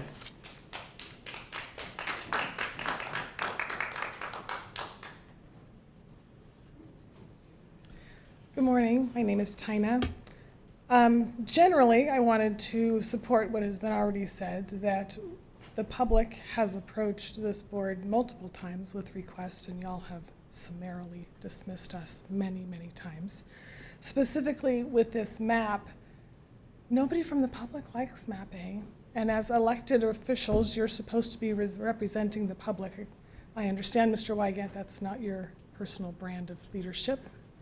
You told me that you lead by doing what you think is best, and if the public doesn't like it, they can recall you. So we're thinking about that. As a citizen in Placer County, I'm going to vote for the hybrid map, Map A. Nobody out here likes. I know that it seems to be popular on your side of the bench. We don't like it, and Map Z is too new, and it just feels tainted. So if I can have one teeny piece of a voice here in Placer County, I'm going to ask you to vote for the hybrid map. Thanks.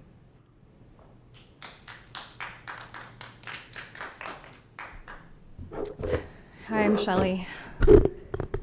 So I just want to comment, I agree with everyone.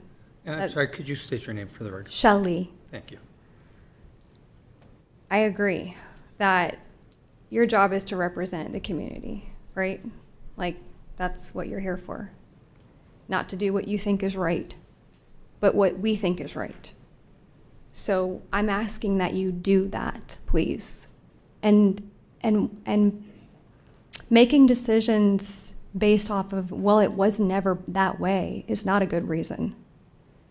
If the community is asking you to do something, then you should be doing that as a whole. I mean, this map, not this map, obviously the one that's up, but the hybrid, I don't even really know that much about all this.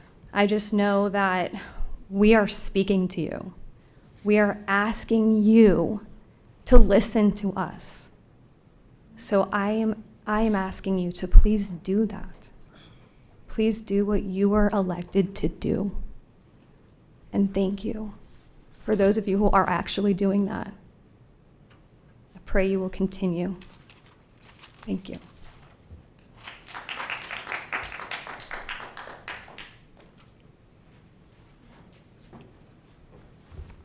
Chairman Wygant and board and staff.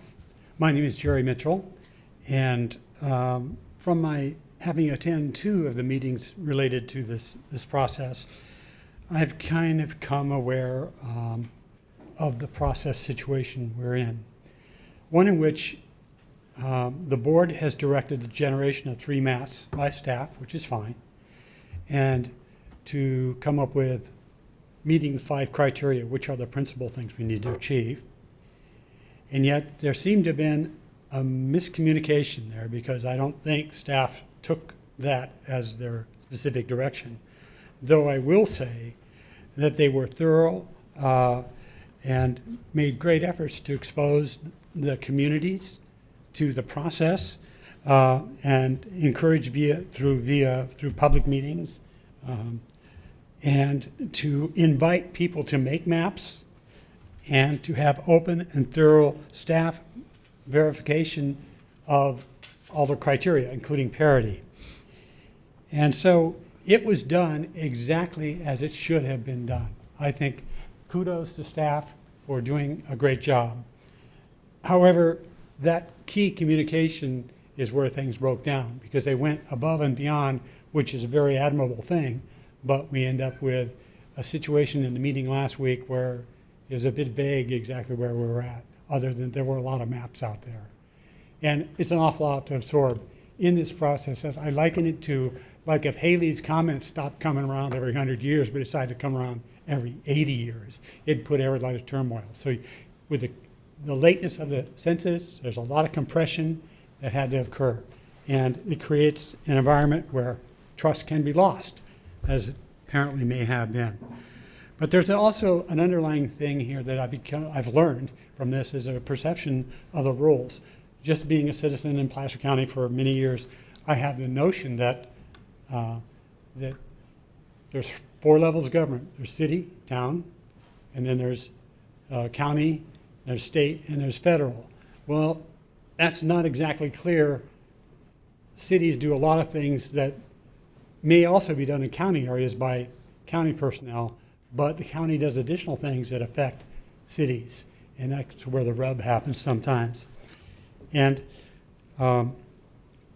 so comments in the staff reports and comments from members of the community that says Rockland is well served, And we are. We have a good, a little system of government, but we can't necessarily escape decisions the county makes for us. And so I've learned that the county serves the county. I mean, clearly, when you look at large geographic areas that are trees and posts and cows and stuff like that, they're not people, but they're important. I'm not diminishing them, but the balance should, I think, be more oriented towards people. And I'll just wrap this up, but at the November 30th meeting, Supervisor Jones, after the public comment was closed, had started an interrogatory with me, which is, why do you want only one supervisor? Why wouldn't you want two supervisors? And if I could just take a moment, even though I'm over my 3 minutes, I will quickly, concisely state it. Our experience has been that we've had things happen in Rockland that we weren't aware of. There was not a communication to that effect. For instance, like identifying a family residential house into which they would place homeless people without an awareness. People fear the homeless, and perhaps for good reasons in some cases. Even though the presentation I heard earlier about what the sheriff system is doing and the various methods that are trying to be efficient in applying the court rulings on individuals according to what that's all very good. I'm encouraged to hear all that. But nevertheless, there needs to be greater sensitivity to people in that area. Because Jerry, if you could wrap up your comments, please. Pardon me? If you could wrap up your comments. Okay. All right. If you got to join with NGO and create these kind of situations in Rockland, you're going to have increasing pressure for us to get closure. So, leaving with a question, are there any houses in Granite Bay that are occupied by homeless people, sponsored by this county? I'll address your issues when we're done with the open comment, if that's okay. Sure. Okay, thank you.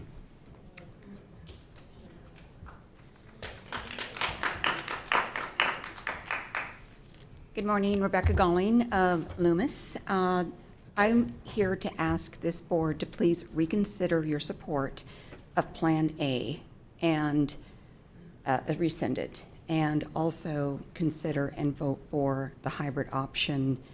I prefer the second option, but I'd prefer the hybrid option over alternative Plan A. Map A, rather. And the reasons for that is that it truly was a citizen's effort. It was well done, it was professionally done, and it has community support. So that's my statement. That's the long and short of it. I would also like to take a little bit of time here. I live in Loomis. Supervisor Holmes has been my board of supervisors, and I'm going to miss that guy. You know, I really am. And one of the things I'd like to say is that no matter how you slice it, no matter what map you choose, he is losing his district. And I just have to tell a little story about this.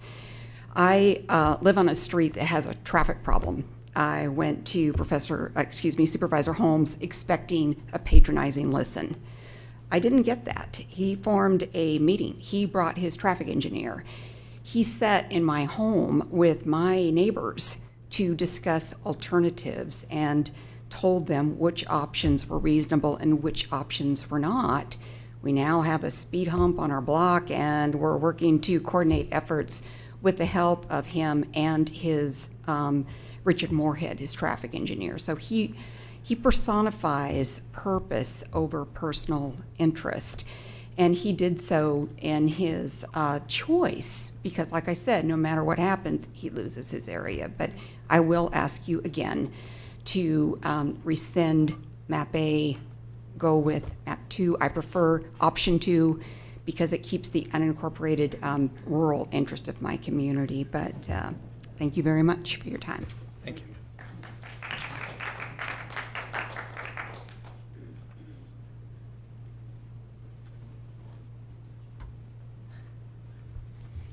Good morning. I'm Jan from the town of Loomis, and I'm kind of late to the party. I'm sorry. I meant to give some public comment last week, but I had a family emergency pop up. But there's a couple things that I've been thinking about with regard to the maps, the 3 maps that you're talking about today, and I'm saddened that you aren't including the hybrid 2.0 option 2.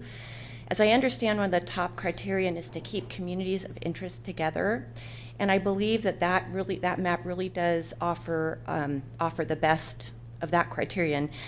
I love map E, which I think was done by the staff. Wish that could happen. But if you look at map E, which is, unfortunately, there's too much of a deviation, the object of what redistricting is all about is kind of really presented in there. And then if you look at this hybrid 2.0 option 2, it keeps our corridor together.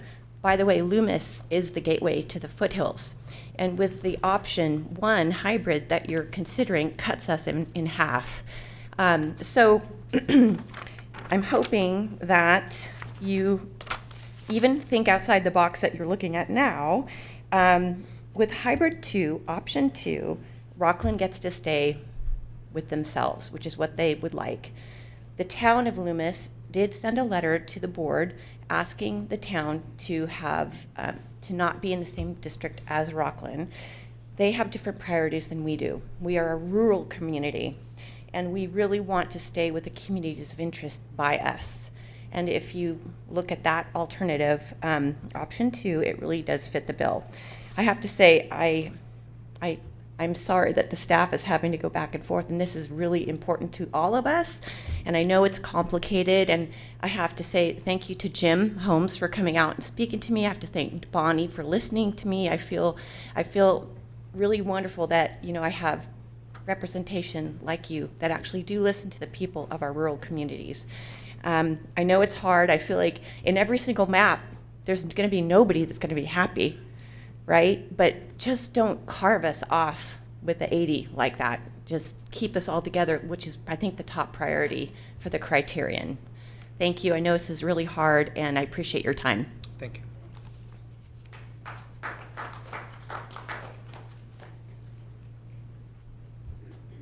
Hello, my name is Pat, and this is kind of my first experience coming here. In fact, it's just the second time I've come to this meeting, last week and then 2 weeks ago, whatever, and this week. So I'm really new at it all, and it's been a real great experience to get to see some of you and get to know your names. And so I'm so new at it, but I want to come to say thank you for all your hard work, everyone here. In this whole thing I've seen is a lot of work's been involved, both with you guys and also with your community and them speaking up. And I've loved to see how you've listened, and I believe you have listened. I really do. And I want to thank you for that. So it's a season for that, and I hope that your decision, you will think about what the community has said and listen, because that is why you have your job.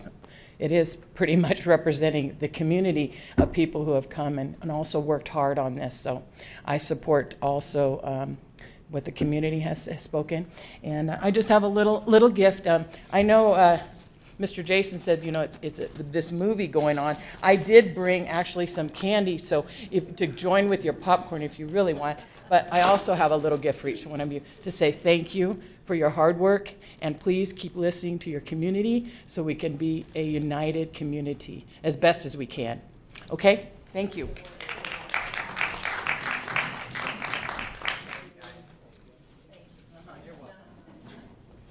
It's Christmas time, you know.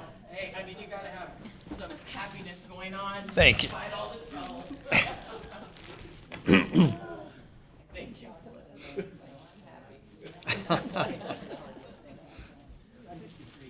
Thank you very much. Hi there, my name's Bonnie, and I am with the town of Loomis. And I also know that this has been very, very hard. I think the staff has done an incredible job. I've actually really appreciated this process, and I've learned a great deal. I think that there's been 3 meetings with the Advisory Redistricting Committee that resulted in a lot of valuable, robust discussion with different perspectives.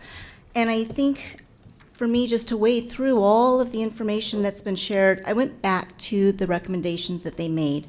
And really, the three major points were to keep the rural communities of interest together, and that that's integral to fair representation, that the communities of interest are a higher priority rank in the legal criteria than others, including cities and census designations, and I think that that's key.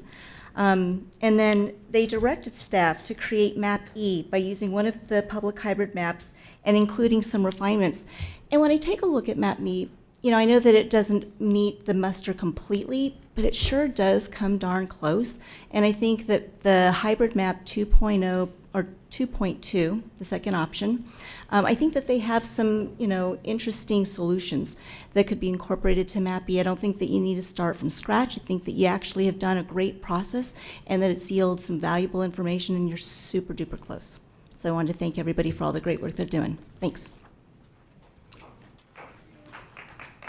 Please come forward, state your name for the record.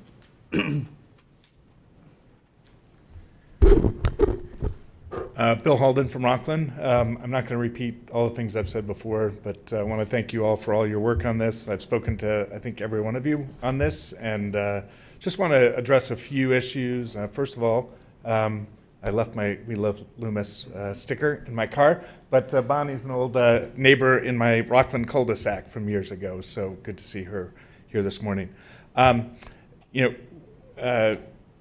We've been clear we would like to stay together as a city. We as a city are a community of interest, and I think that sometimes gets lost, that we're a community of interest too. So that's why we would like to stay together as a city. There's so many things in our city that we share as a city, civic groups, sports groups, everything else, and to be able to stay together is important to us. And I know we've been split for decades. It goes way back past 2 decades. 3 decades ago, it was District 2 and District 4. But over time, the laws changed, and the law today puts a high priority on keeping incorporated cities and towns to unified in one district. So that's a big part of what drives our request as a community. You've heard from leaders of our community, hundreds of our residents, and that desire to stay together. So, nobody's mentioned it, but we still like B.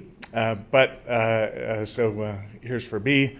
The hybrid, I understand, has some concerns. If you go forward with Map A, I see Map Z as an improvement on Map A for Rockland. One of the concerns we raised consistently in the last couple months about Map A is not only does it split Rockland, it also splits the Whitney Ranch neighborhood and HOA. Map Z comes really close to keeping the Whitney Ranch HOA together. Just one little spot of the HOA is excluded from District 3, and there's perhaps some other areas in town that aren't part of the HOA that maybe could be swapped there. But this is something that will impact us for 10 years. Frankly, it's why I've shown up at every meeting. It's why I've spent a lot of time on it, because the impact goes on for 10 years.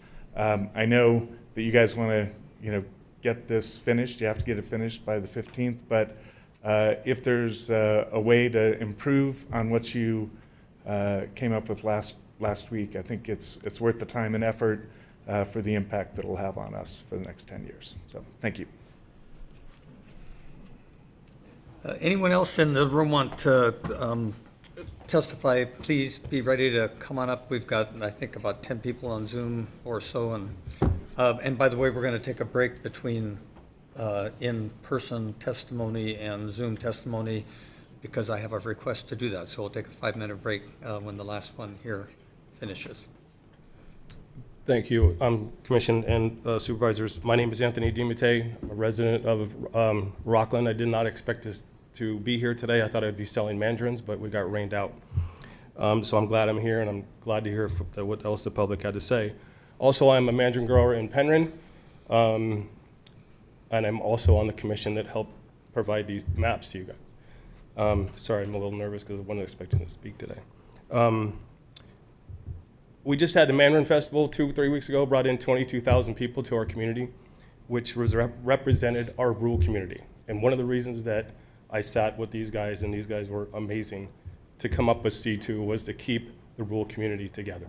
because people that I heard and talked to me that came to the festival from out of town and in town, thank you for having this in our backyard. By choosing those other maps, it splits our backyard. It keeps our rural community now separated, which, you know, yes, I was appointed by you guys to be here, but I have no political affiliation whatsoever. That is my last agenda, growing food for people to have. If I would have known we were bringing treats today, I would have brought mandarins. You guys didn't warn me about that. So anyways, I just wanted to give my 2 cents that, you know, the rural community is, is very important here. And to see it split up with all these different maps, it just shows me what happened in the Bay Area, where we used to farm. And people are moving from the Bay Area to be here because we have this. And now it's being split up. My agenda was not to keep Mr. Holmes in his district. My agenda was, as part of this community and part of this district commission, was to keep the ag community together first and foremost. I'm an ag guy at heart. I'm a resident here in Rockland. I love the city of Rockland. I've lived in Roseville. I've been in Placer County since 1996. So that's all I have to say. Thank you. Anyone else here that wish to testify? Okay, we're going to take a 5-minute break and come back, and then we'll start taking up our Zoom calls. Thank you.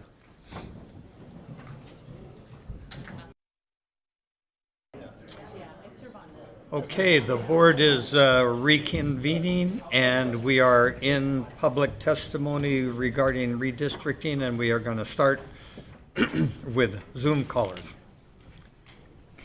Ann, please go ahead and unmute your mic and give your comments. Hi, I'm happy to be up first. Thank you. My name is Annie. I live in Granite Bay, and I work and own a business in the Loomis, unincorporated Loomis. So most of my life takes place in rural South Placer County.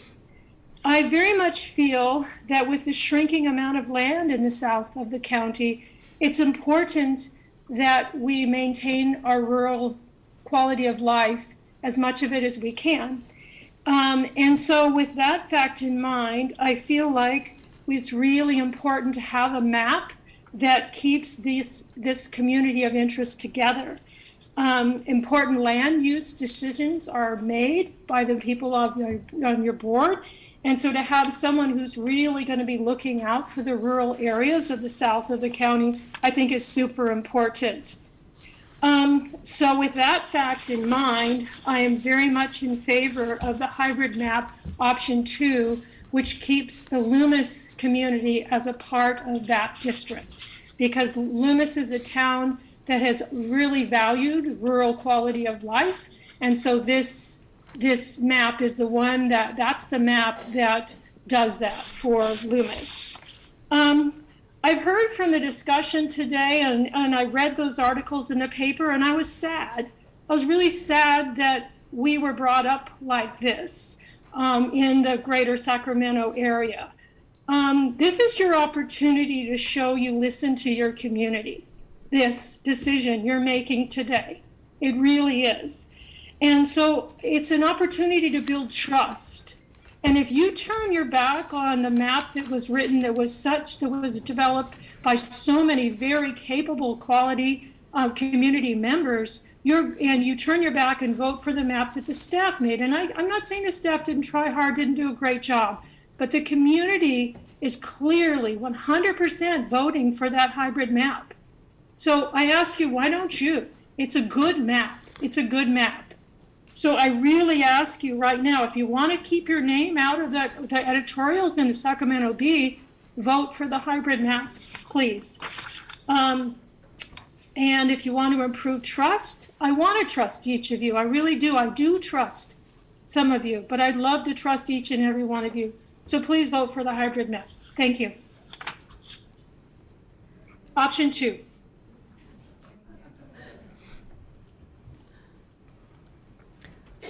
Lisa, please unmute your mic and give your comments.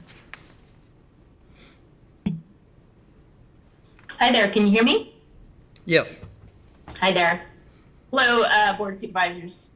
We're all here today because we want to make sure that all the residents in Placer County get the representation that best meets the federal and state requirements and the Voters' Rights Act.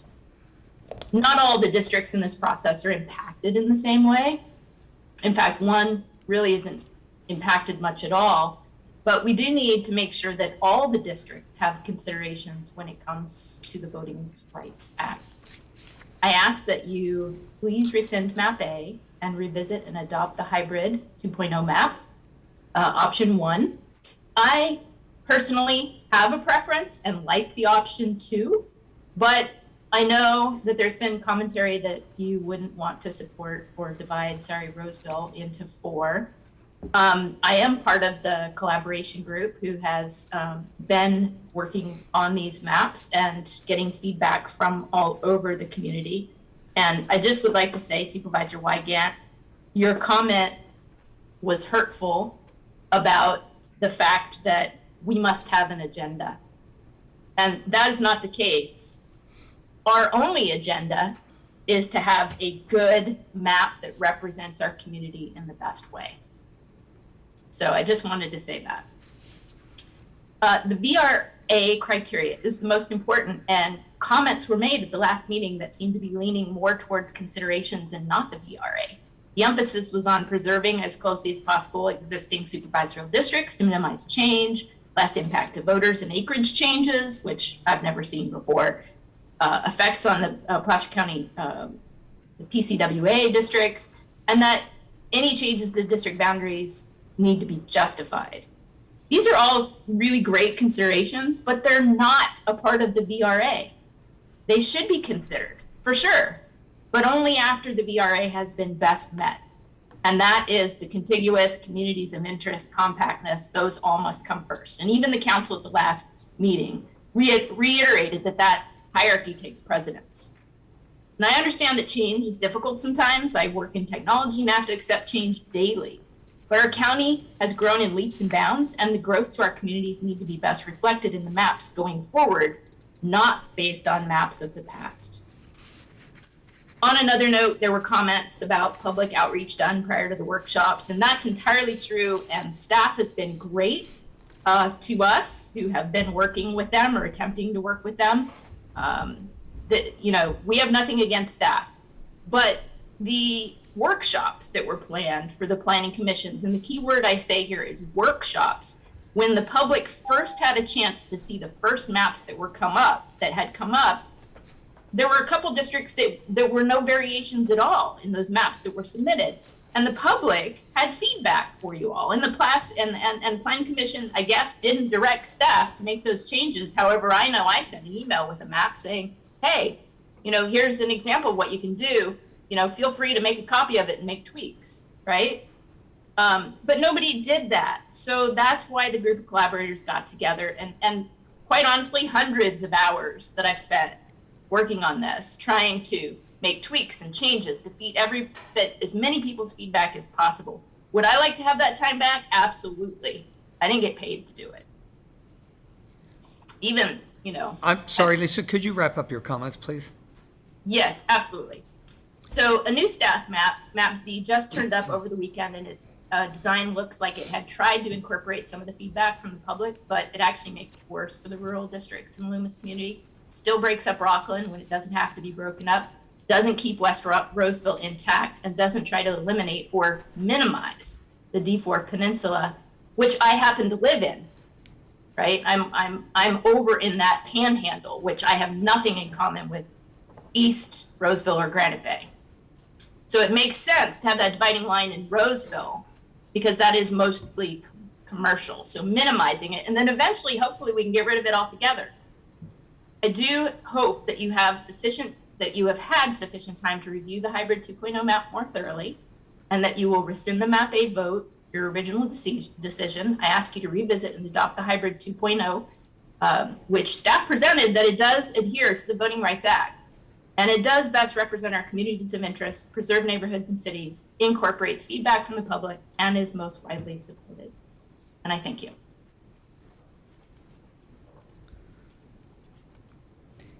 Amber, go ahead and unmute your mic and give your comments. Hi, Amber Beckler. Can you guys hear me? Yes. Excellent. Good morning, supervisors. Good morning. Thanks for the opportunity to speak. I'm going to, I think that there were a couple of questions just about the hybrid map, so I will try to address those. But before going there, I just wanted to say, I agree, Dennis has done an amazing job. He and I have been sharing files back and forth, so nothing against him at all. He's amazing. What I will say at the end of the Planning Commission, and then Cindy did ask for clarification, so that's much appreciated, there was a request to create this forced map. So when staff went away and created map E, we were going to work together. You know, the meeting got canceled for whatever reason, that's fine. Unfortunately, we didn't get that opportunity to collaborate. We then created the hybrid 2.0, option 1 and 2. So it's almost like those became the branch of the forced map that actually was directed by the Planning Commission. And so in making the hybrid 2.0 map, options 1 and 2, as we all know, we've been talking about, it's a balancing act. And I think the way we approached it was we could do exactly as we were directed by the Planning Commission and achieve this utopia, but as Dennis pointed out, it's 20% over deviation. So we took a slightly different approach to incorporate as many requirements as we could and created 2 options and then started socializing it.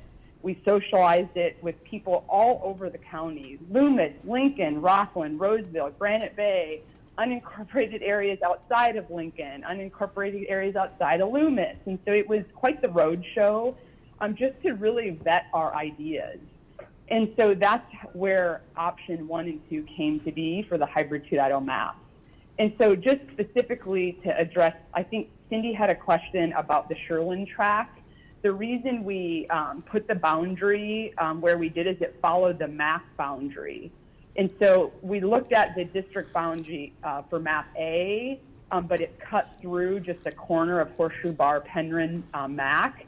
So we just followed the hybrid boundary right under Sherland Track, or I guess to follow the MAC boundary. So that was the reason we cut it in that corner, just to address that question. And then on the peninsula, I know it's discussed a lot here. We had always wanted to eliminate the peninsula. That was the goal from the beginning because it's not compact. And so when we looked at different options, we actually were able to eliminate the peninsula in the first iteration of the hybrid map, but unfortunately it split Lincoln and had some other issues. So rather than fully getting rid of it, we decided to minimize it. And we kind of used the logic of staff, which was when they were going to expand the peninsula to keep that neighborhood together, we thought, okay, if they were going to expand it, we're going to minimize it so that neighborhood that's there can move into District 1, which is more alike. So therein lies the smaller peninsula, but it does address the communities of interest, which is the number 2 priority in the VRA. And I just wanted to add a couple of questions and I'll wrap up. I see my time is over here. On the ag, I know there's been comments on ag and then Loomis. And I know we wanted to keep Loomis with Granite Bay, and that is what option 2 does. Unfortunately, with balancing all these sort of diverse perspectives, it felt like it was a good balance to find a path forward, because at least the unincorporated areas of Loomis could be kept with District 4, which is unincorporated and has a strong rural element to it. And the ag portion actually asked the ag department for the ag map, and it is contained on the west side in District 2, with the exception of, I'm sure, orchards and wineries and breweries, which are a growing business in Placer County. So with that, I hope that addresses the specific questions. I really hope you do reconsider the decision and rescind map A. I don't think map Z addresses the issues fully. And so to me, it doesn't do what we did in hybrid 2.0 option 1. And I hope you do adopt that map. Thank you so much. Thank you. Tom, go ahead and mute your mic and give your comments. Oh, thank you. Thank you. Good morning, Chairman Wygant and members of the board, and of course, staff. My name is Tom Drury. I'm the CEO of the Lincoln Area Chamber of Commerce. And I'd like to thank you and the staff for doing a great job with this redistricting process and the maps. As a former county supervisor myself, I've been through this process and understand how difficult it truly is. I know it's pretty hard to make everyone happy. But being in District 2 here in Lincoln, critical district in the redistricting discussion, we support Map A, but in light of alternative Map Z, we're very supportive of that option also. Either map would work for the Lincoln area. So again, I thank you for your time, and I hope you all have a great holiday season. We'll talk to you soon. Thanks, Tom.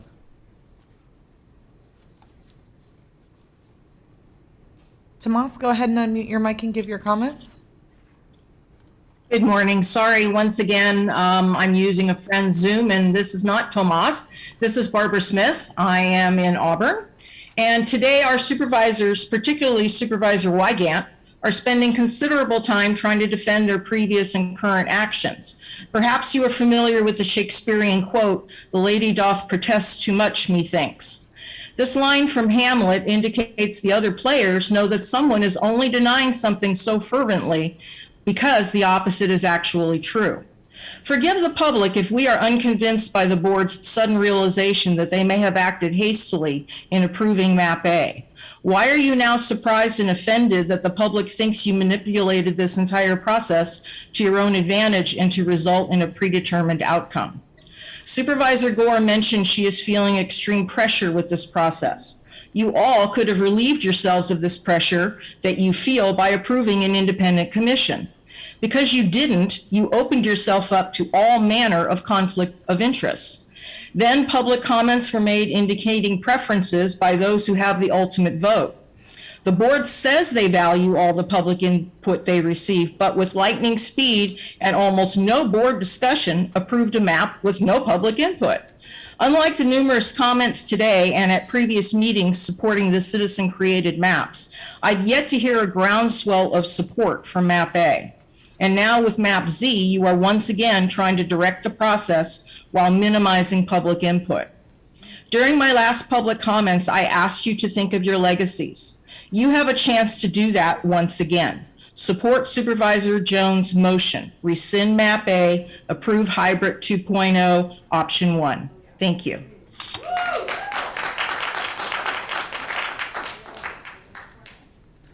Kathleen, go ahead and unmute your mic and give your comments. Almost good afternoon, Board of Supervisors. It seems like a long meeting. My name is Kathleen Crawford, and I'm a resident of Roseville. And I will just briefly indicate that I'm not that happy that Roseville has been split into 3 districts. But that's a moot point at this point of the discussion, because basically all of the discussion is really focused on the rural and unincorporated areas. The cities have been overlooked, primarily in the county. I know there's a lot of interest in balancing the rural and suburban aspects of the county, and I understand how difficult this process has been, but I really do want to urge you to vote in favor of the hybrid map. It has the most community input. It deals with a number of the issues, even within the city of Roseville. I think one of the comments has been that the original staff maps clearly didn't seem to understand communities of interest in Roseville. So those definitely have been improved with the hybrid maps, as well as looking out for the interests of the rural areas that spoke up at the advisory commission meetings. So I really urge you to do what most of these speakers have asked you to do today, which is to rescind Map A and to vote in favor of the hybrid map. And I understand that this is going to delay things by about a week in terms of the county, but if County Office of Elections, but hopefully they will be able to start their work knowing what will be approved next Tuesday on December 14th.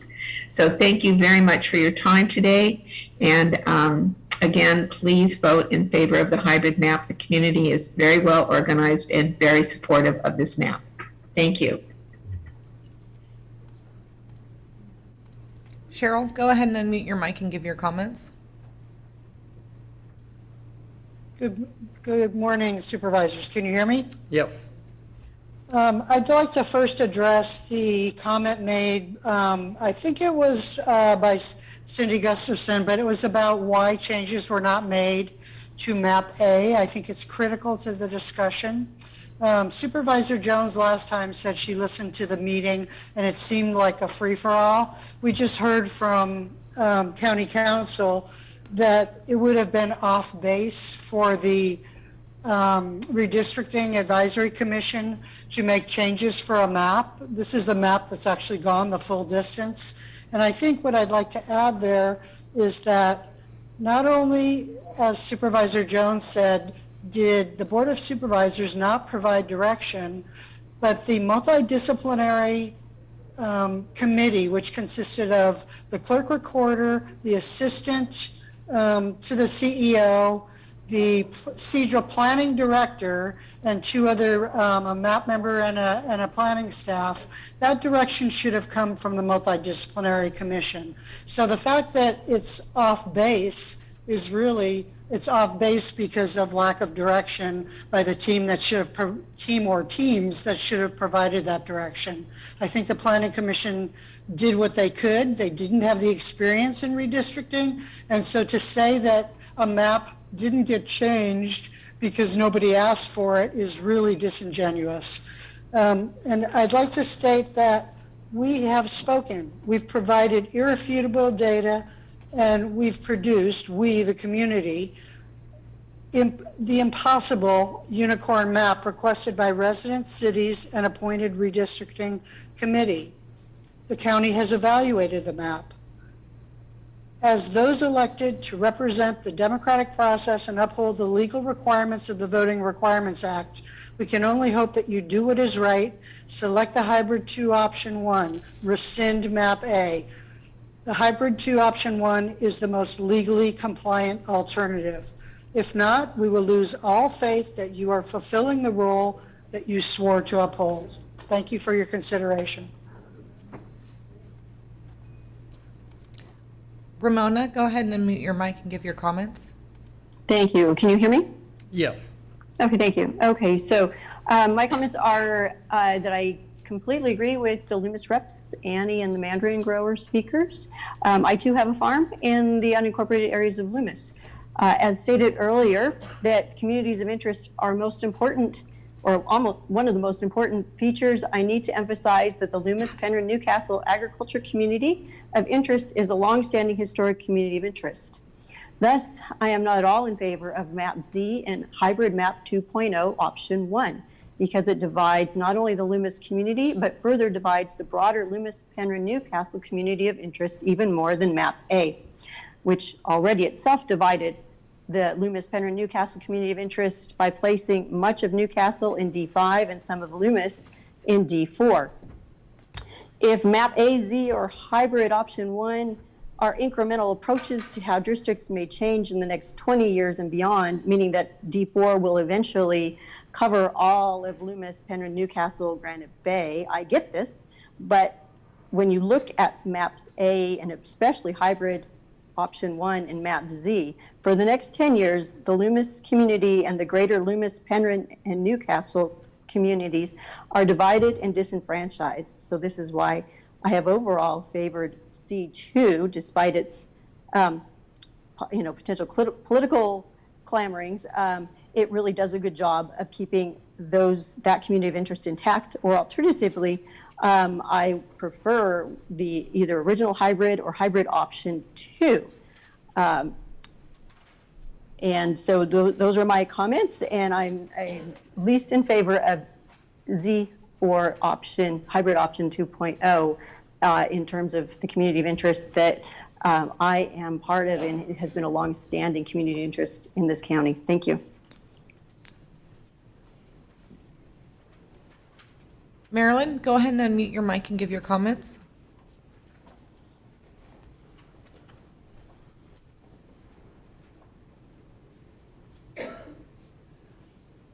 Marilyn, go ahead and unmute your mic and give your comments.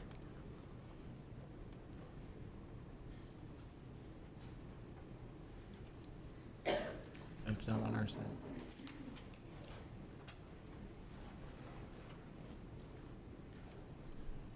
Mary, go ahead and unmute your mic and give your comments.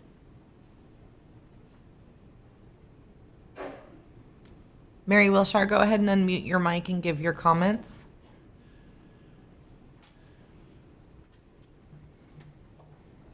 Strike it out. Hello, can you hear me? This is Mary. Yes, we can hear you now.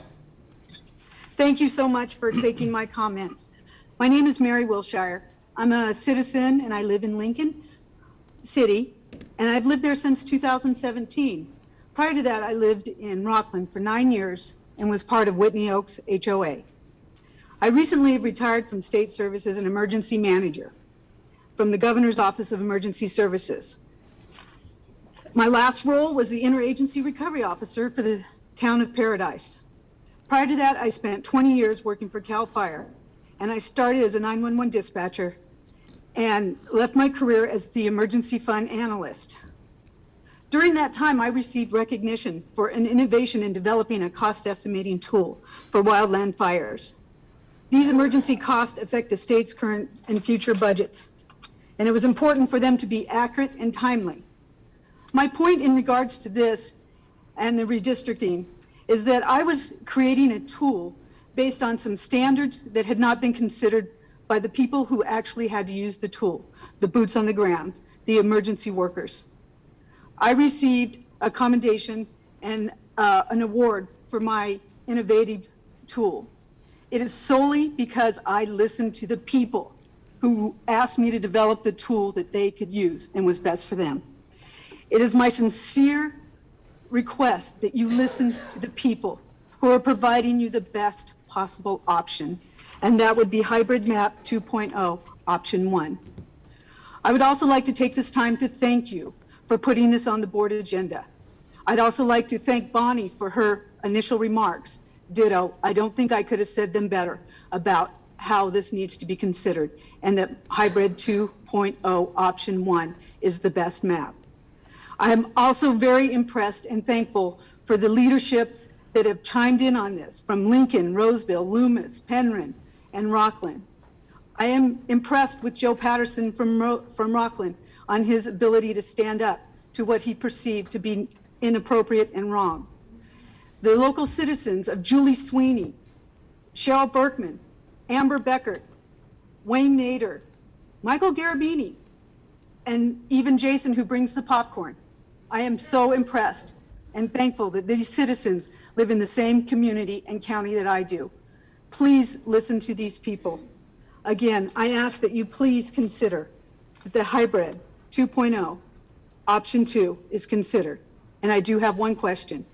If Z was to be considered, why not Hybrid 2.0? Thank you. Ken, go ahead and unmute your mic and give your comments. Chair Wygant, Board of Supervisors, County staff, I want to thank you for the opportunity to speak today. My name is Ken Broadway. I'm a council member for the city of Rockland. I appreciate the board's willingness to spend additional time today discussing and debating this item, as well as providing for additional comments from the public. I want to first ensure that it's clear that Rockland is not asking to be their own district, as some have suggested. Rockland is simply asking to be kept together as a city in a county represented district. While that hasn't been the case in the past, that certainly doesn't necessarily make it appropriate then or even today. And based on feedback that I've received from our residents, we would certainly like to be kept together as one community. Therefore, I encourage you to adopt Map B, or in the alternative, Hybrid 2.01. So thank you again for the opportunity, and thank all of those who have participated in this process. Thanks, Ken. Benjamin, go ahead and unmute your mic and give your comments. Good morning. Also good noontime to fellow Board of Supervisors. I understand that you have received a plethora of criticism over the past week. You have my sympathies. Given the gravity of your upcoming decision, I hope you understand why I'm compelled to provide more. With regards to the 6% of Rockland that is left out of Plan Z, if you aren't already aware, I'd like to bring to your attention the massive development projects that are going on there. Perhaps Rockland's last mass housing project. I walked through there on my way to a church in Lincoln. While projections are hardly stable ground for planning, the houses are there. I expect the 6% to double by this time next decade. Speaking of future housing Rockland grounds, I'd like to give a shout out to Loomis. Their town was founded in 1984 specifically out of a desire to be separate from Rockland. Their own website says so. It is integral to their politics. As such, I ask that you respect their wish to be separate from Rockland. If they appreciate alternative hybrid 2.0 option 1, I ask that you respect their wishes on this as well. With regards to Rockland's unity, I understand that it's a difficult task. Rockland is smack in the center of it all. The good news is that you have not just your own capable mind power, but the power of the minds of dozens of other Placer County citizens. You yourself asked for the mind power of hundreds of Placer County citizens, and we gave it to you, myself and my father included. Of the 12 maps submitted by the public, one had the explicit function of dividing Rockland. Every single other publicly generated map maintained Rockland's independence and unity within a reasonable distribution. In fact, there are 5 maps out there that respect Rockland's, Loomis's, and Lincoln's wishes. These are your own E, B2, P1-A, P1-B, and most respectively, Alternative Hybrid 2.0 Option 2. I understand the current frontrunner draft map Alternative A. I would like to stress that the status quo cannot be maintained. Roseville, Rockland, and Lincoln are growing too fast. Auburn, Lincoln, and Colfax are moving too slow. If you cannot change the status quo, your successors must, and I suspect they'll take a much more slapdash approach. In conclusion, I am a Rockland citizen. I have attended multiple public information sessions. I've spoken about this at my city council meetings, and I plan to address it again tonight. I have not yet attended redistricting meetings because I had trust in my county leaders to understand its local governments. I do not support a Sacramento Bee's article. The term gerrymandering should never be used lightly, and I would not apply it to you. I want to explain your pseudo-finalized decision, and Occam's razor points to either the ineffectiveness of the government to adapt to the requests of its people, or the stubborn adherence to the status quo, which, again, cannot be maintained. Please, as you make your decision, show me that you are worthy of the trust of the people that you govern. Thank you for your time.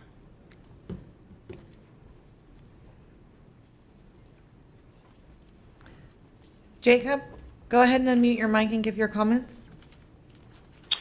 Thank you. Throughout the redistricting meetings, the communities provided hundreds of comments on what they would like to see for the redrawn districts. Not only have the community-drawn maps been a favorite among those voicing support for any given map, but they also free from any undue influence of the Board of Supervisors and their political appointees.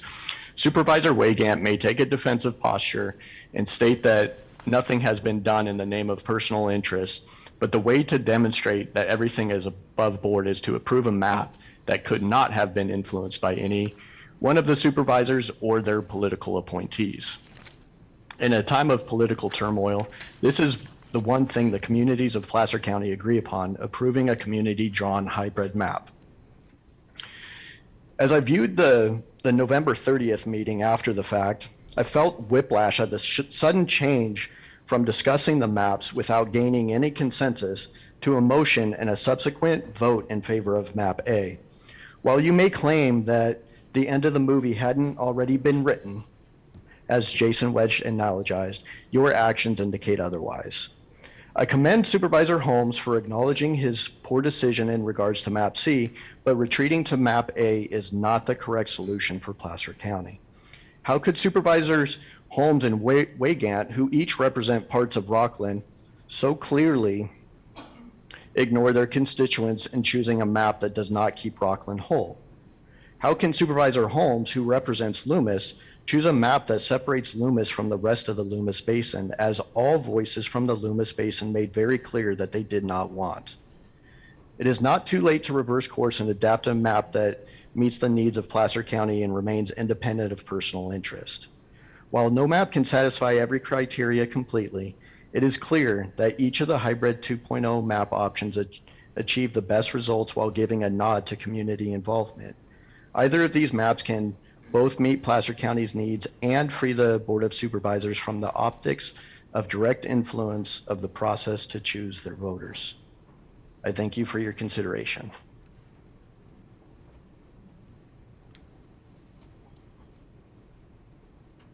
Mariel, go ahead and unmute your mic and give your comments. Great. Can you hear me okay?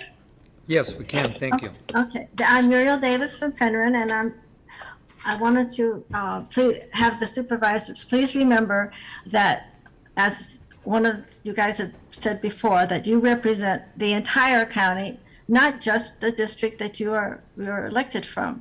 The unincorporated areas have to be considered for their communities of interest, like for instance, the Loomis Basin area with Loomis, Penryn, and Newcastle. And I think the important alternative A keeps that community together versus the other ones. Most of the voices that we've been hearing on these meetings have been from the cities of Rockland and Roseville.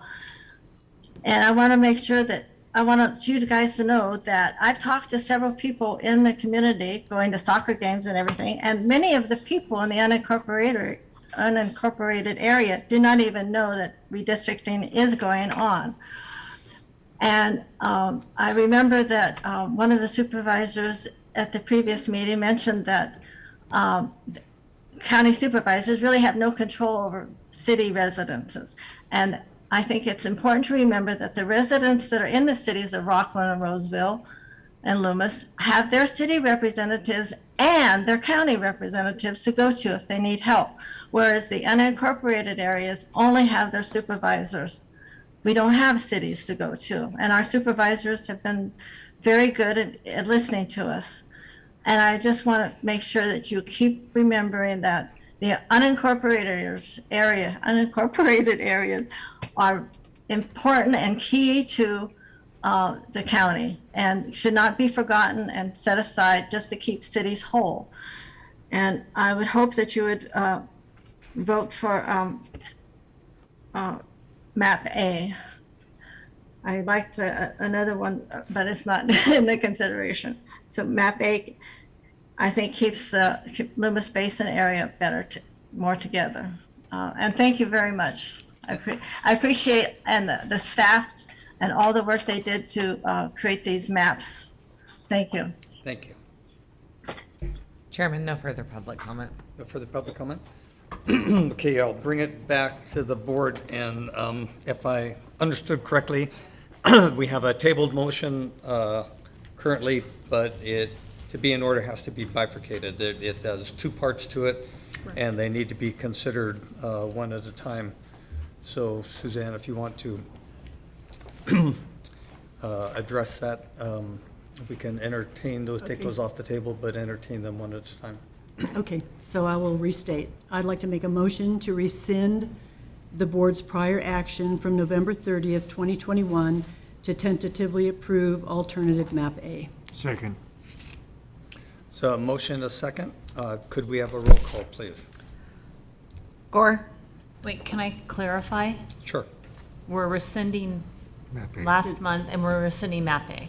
Correct. At this point, yes, okay. Yes. Aye. Holmes? Aye. Jones? Yes. Gustafson? No. Wygant? No. And then Suzanne, do you? Yes, okay. And then I would like to make a motion to tentatively approve the alternative map hybrid 2.0 option 1 and provide direction to staff to provide findings supportive of this map.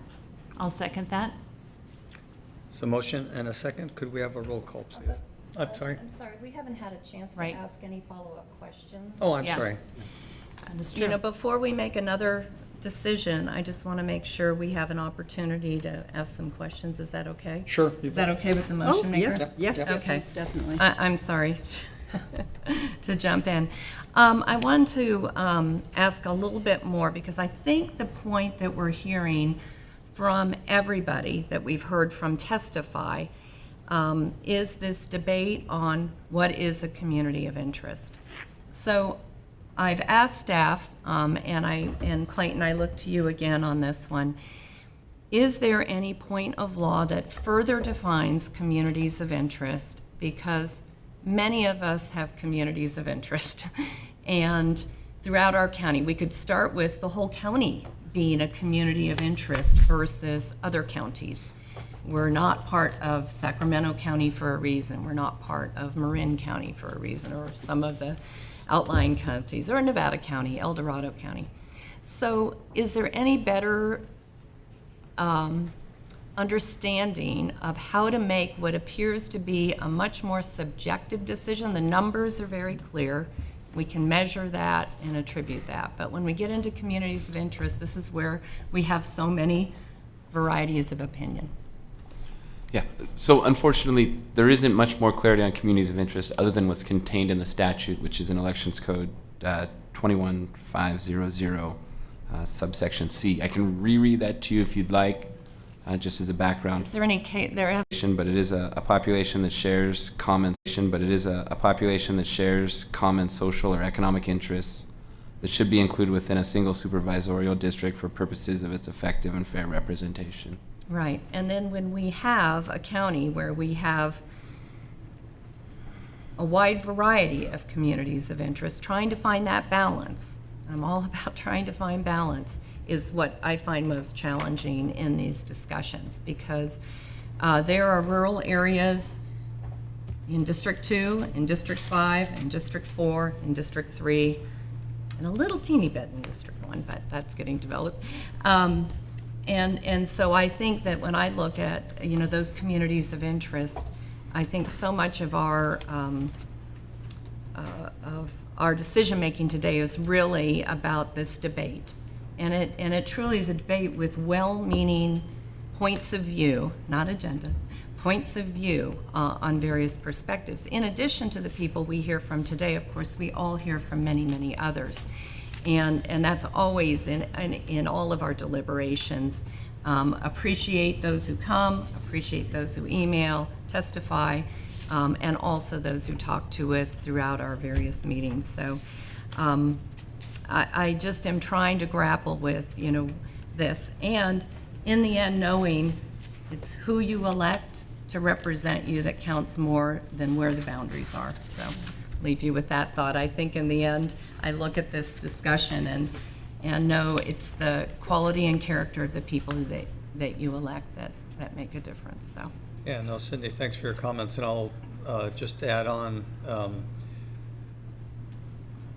a high level, on an appropriate level, our job was to try to interpret those communities of interest along with a lot of other legal standards. And through the whole process until the last meeting, I think one of those elements that was missed a lot was the amount of disruption caused by a map. So I'm glad that that conversation occurred. I pointed out that in my district, over the years, over 3 different redistricting efforts, and before that, it hasn't changed a lot. It's reflected production of 90% of the agricultural commodity produced in Placer County except for timber. And yet some of these maps were taken forward as if they were helping agriculture, and yet they bifurcated that agricultural production. So I think where we are now with these 3 maps, if we're focusing around these 3 maps, they all have relative strengths and weaknesses. And we've talked about that. I mentioned that early this morning. And I think we corrected a lot of the record as it related to the process that we've been through. But I think we are down to individual different prioritizations to relative communities of interest. And in my case, additionally, the least amount of disruption. So why don't we start? Well, and I did want to, can I continue on? Sure, then? yeah. Just depending on where things go, I do, the reason I ended up supporting MAP A and continue to do that, or what I would have called A2, but somebody called it Z. And it's not a laughing matter, but I mean, I'm trying to break the tension a bit. Is it does keep the greater Auburn area together, which is part of my job, including the Sherland Tract. It does keep the rural areas of Loomis, Penryn, and Newcastle together, as including those areas east of 80 that I think are important too. And that portion of District 1 that's moving into District 2 is a newer area, and individuals moving into newer subdivisions have a common interest. That's why they're moving into newer subdivisions. They like that area and they're moving there. So those are some of the reasons I think it maximizes communities of interest, and I have more concerns about some of the other communities of interest, but obviously many disagree with that. So I just want to make sure I stated why some of those communities of interest are included. There are areas of all of these districts that look more suburban and are more urbanized, including Granite Bay, and there's more rural areas of the Granite Bay area. So again, I do think this is subjective, and I do tend to err on the side of making the least change. If all other categories are the same, then making the least change, because we know there's going to be, again, dramatic change in 10 years. There's no doubt about that. And I apologize now to the people that will be sitting in these seats. And then the other thing I wanted to say while I had the mic is staff did an excellent job, and I keep saying this. You know, I think the discussion about a flawed process, any good public process has debate. I mean, if our jobs were easy, we wouldn't be up here. We would just all get together at a coffee shop and make a decision, and you wouldn't need to elect people to sit up here and make really hard decisions that keep us up late at night with no sleep on what our outcomes were. So making sure that we air it all very publicly and transparently, that is fraught with differing views and differing visions of what our community really is. And I urge you all to think about that this is not about making easy decisions. It's really about making hard decisions. And I support my fellow supervisors. All of them have integrity and have brought their judgment and wisdom to this, and our commission as well had a very deliberate discussion, very public discussion, and finally our staff. So I just want to make sure that if it was perfect and we could tie it up with a bow and just deliver it off and that would be a perfect map, hallelujah. But you know, that isn't going to happen, and I've talked to counties and other areas in which they are ready for lawsuits, and you know, I've heard others say that. You know, those are the things that are happening when you make hard decisions. So thanks. Thanks, Cindy. County Council has their light on, so. Just to expand a little on what Clayton said in response to your question, Supervisor Gustafson, the reason there isn't any case law on this is a fairly recent change in the law, and this is the first redistricting cycle, and I suspect there will be case law, but afterwards. Afterwards, we might be part of it. For 10 years from now. Okay, so this time I'm going to go to the other side and start with Jim and then followed by Suzanne. Thank you, Mr. Chair. Appreciate the discussion, the robust discussion. As I look over the two hybrids, I'm leaning towards option 2 of the hybrids because it keeps the communities of the rural communities of Penryn, Newcastle, the Loomis Basin, and the town of Loomis in the same district. I think we've heard comments from members that live in that area that they would prefer that option. I don't see why it would change anything else other than it gives Rockland what they wish, single district. So I would prefer, I wouldn't support option 1. I will support option 2 to keep those areas, the rural areas, agricultural areas in one district, so they would have a bigger voice in governance of Placer County. Bonnie, then Suzanne. Well, I thought you were going to let Suzanne go. No, so I'll I'm let sorry. I apologize. Suzanne Suzanne. go Oh, first. that's okay. Okay, first of all, thanks for the opportunity to address the Rockland folks, particularly Jerry Mitchell, because last month, since our discussion was cut short, I know I only was able to express my interest in not having just a single district being a city. That had nothing to do with the fact that I do favor keeping Rockland whole. I definitely favor keeping Rockland whole. In fact, that's why I support now the hybrid option 1. So in that sense, and I also wanted to address Jerry's comment when he said that Rockland was not served well by the county board. I'm not sure what he meant by that. And then he mentioned the permanent supportive housing and how the public had no input on the permanent supportive housing. That's very complicated. I do have permanent supportive housing in East Roseville that I'm working with the homeowners in the neighborhood because they're very, very, very upset about it. And the problem with permanent supportive housing is that the money comes down from the state, then it goes directly to the nonprofits. And with that ties our hands because we are not allowed to publicly advertise it to those people in that neighborhood. I think it's wrong, but that's the law, okay? And the other part of it that we are not allowed to have is they are not allowed to have supervision 24/7, which I don't agree with that either. But that's the way permanent supportive housing. I'm happy to meet with anybody who wants to get in depth on permanent supportive housing, how it works, and like I said, I do have members that we're working towards finding a resolution to that situation. Okay, now, my only regret is that I can't keep Loomis and rural Loomis together. I preferred to have Loomis in my district, and that was why I supported D last week.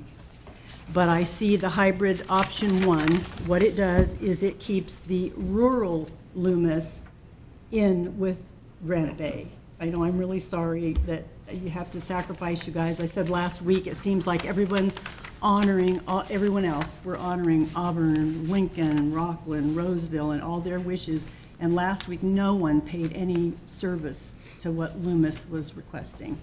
So for me, option 1 does the best job. Now, option 2, what that does then is that compacts Rockland and it compacts Roseville again. And it even enlarges the unincorporated areas for the other 3 districts. I don't support that. I do support the option where we get at least a large part of that rural area incorporated down with Granite Bay like it was in past years.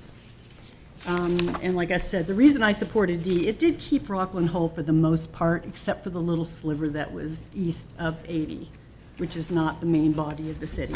So that is why I will support hybrid option 1, because I think it resolves, we can't resolve every issue here. I think someone told me once that we'll know we have the right map when everyone is upset because no one got what they really wanted.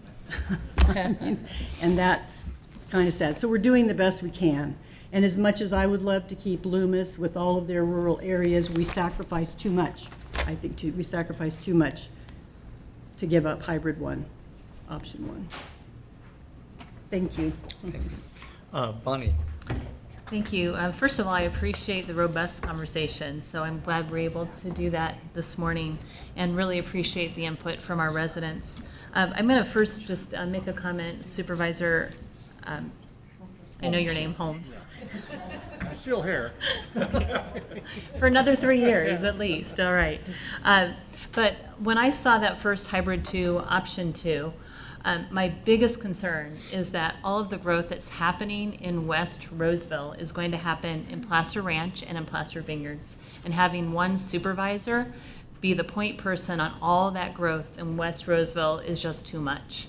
And while I would be happy to not have that, that would be fewer headaches for me.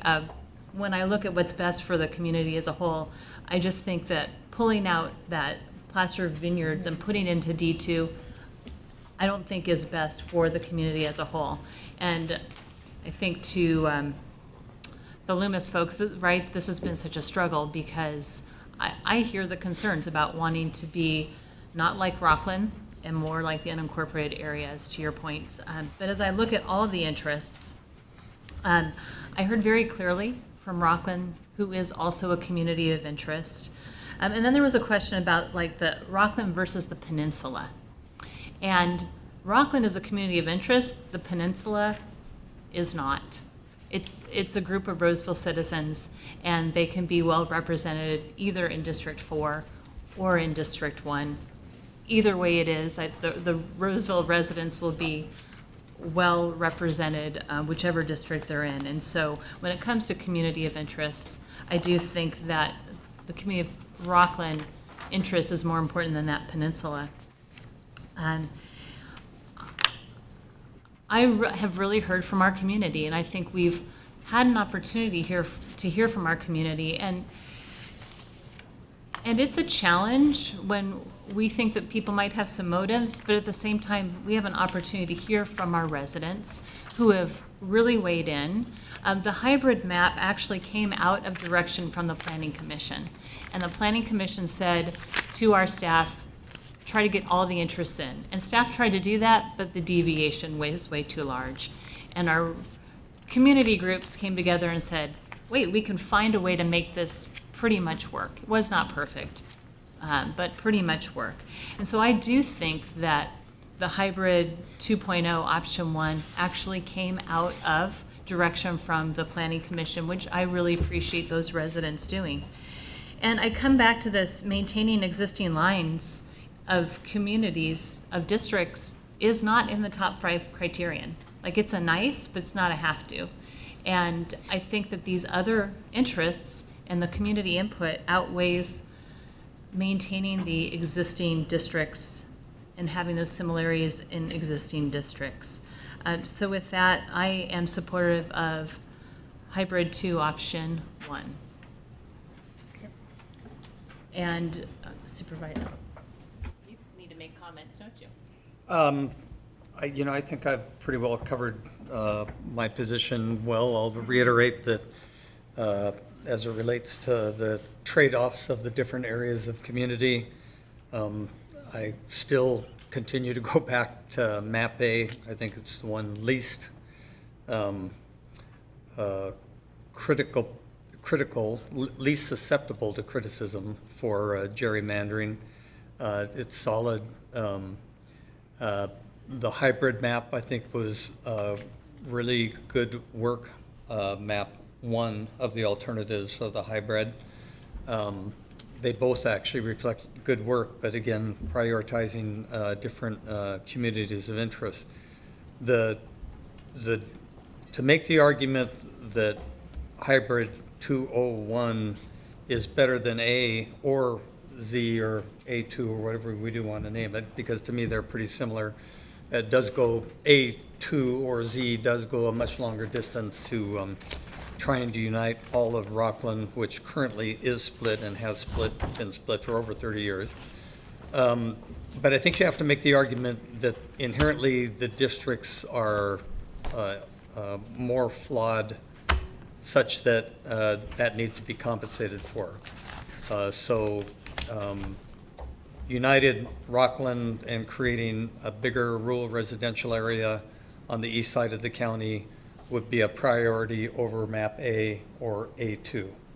The downside, the trade-off of that is that the hybrid is more disruptive, as if you take into consideration that our boundaries are coterminous Board of Supervisors and the Placer County Water Agency.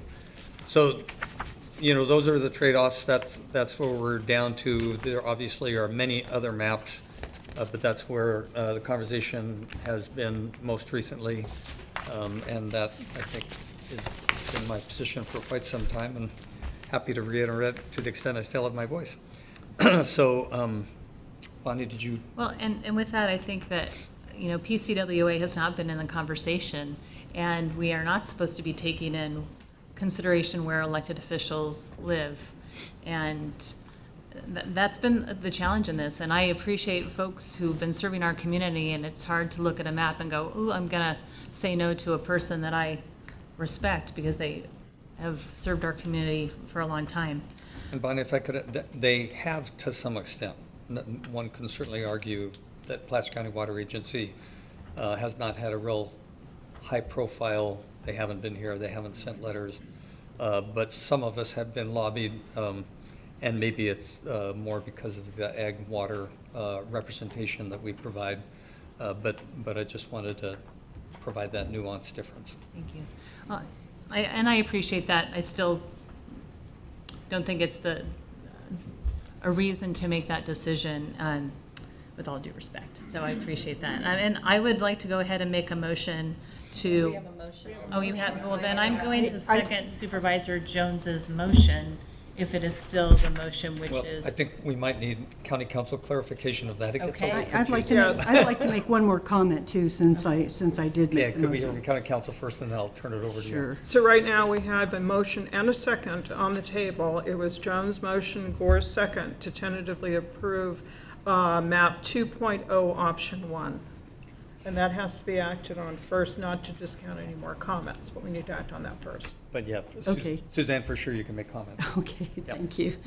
Thank you. The final thing I did want to say, I wanted to outline why the reasons are that I feel hybrid 2.0 option 1. It meets all the criteria of the Voters' Rights Act to the highest degree. It follows all federal and state guidelines and requirements. It better aligns communities of interest and eliminates peninsulas. It keeps cities whole. It follows natural boundaries. It satisfies the guidance of compactness, and it maintains Roseville's request for 2 supervisors as opposed to 4. It keeps the Sunset area whole and within District 2, and it's fully supported by the constituents of Placer County. I think that has to be it has to be weighed very heavily. I've been counting the calls of support for map A, and today made the second call of support from the public on map A, as opposed to the gazillions of emails, phone calls, and text messages from the community who begged us to please, please vote for hybrid 1. And so I'm going to weigh, here's favor of A, and here's heavily weighted favor of hybrid 1. That's good, thank you. Okay, so we have a motion on the floor with a second, which is to do essentially the first reading of. Okay, to clarify, the motion on the floor right now is the 4B motion. That's to tentatively approve a different map. The proposal is 2.0, option 1, with direction to staff to provide findings supportive of this selected alternative at the December 14, 2021 hearing.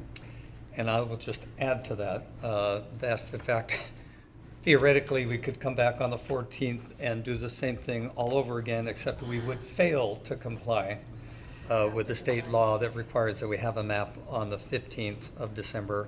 And if we did that, it's my understanding that the courts will draw our map for us. I'm going to refer this to Clayton as to what the procedure is. Yes, so if we fail to approve a map by the 15th, then the county is mandated to file a petition with the court to allow the court to redistrict and do the whole redistricting process. If the county fails to do that within 5 days, then any member of the public can, and the county would be required to pay that petitioner's fees and costs of filing that petition. Thanks, Clayton, and I think that's just an extremely important point that everybody keep in their mind for the next week. So with that, could we have a roll call vote, please? Gore? Aye. Holmes? No. Jones? Yes. Gustafson? No. Wygant? No.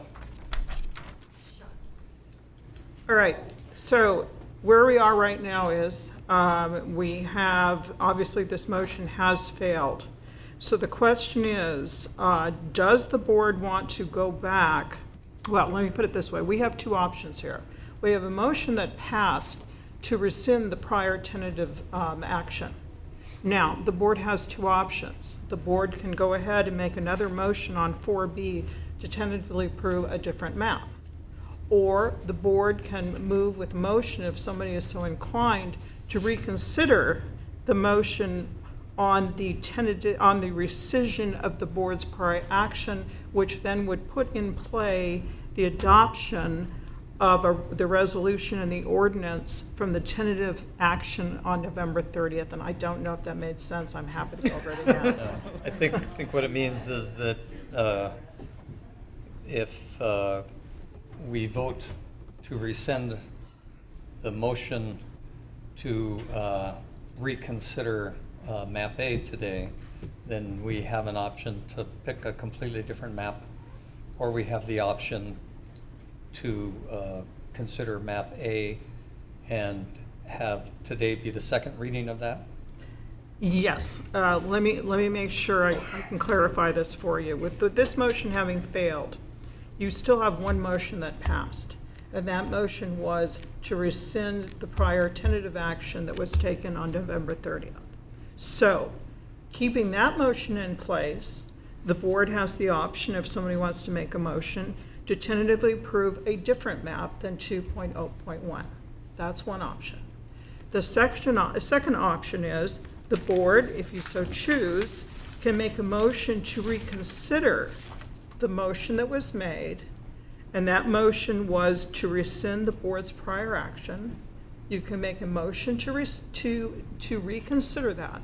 If that passes, then the board, if they so choose, can make a motion to adopt the resolution approving alternative A and adopt the ordinance that was introduced on November 30th to approve alternative A. Okay. Jim? Well, let me throw this out. Let me make a motion to approve hybrid 2.0 option 2.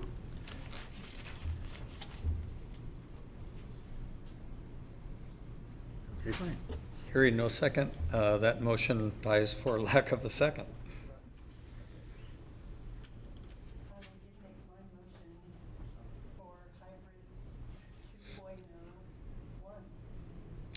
And we can do that again, correct, or not?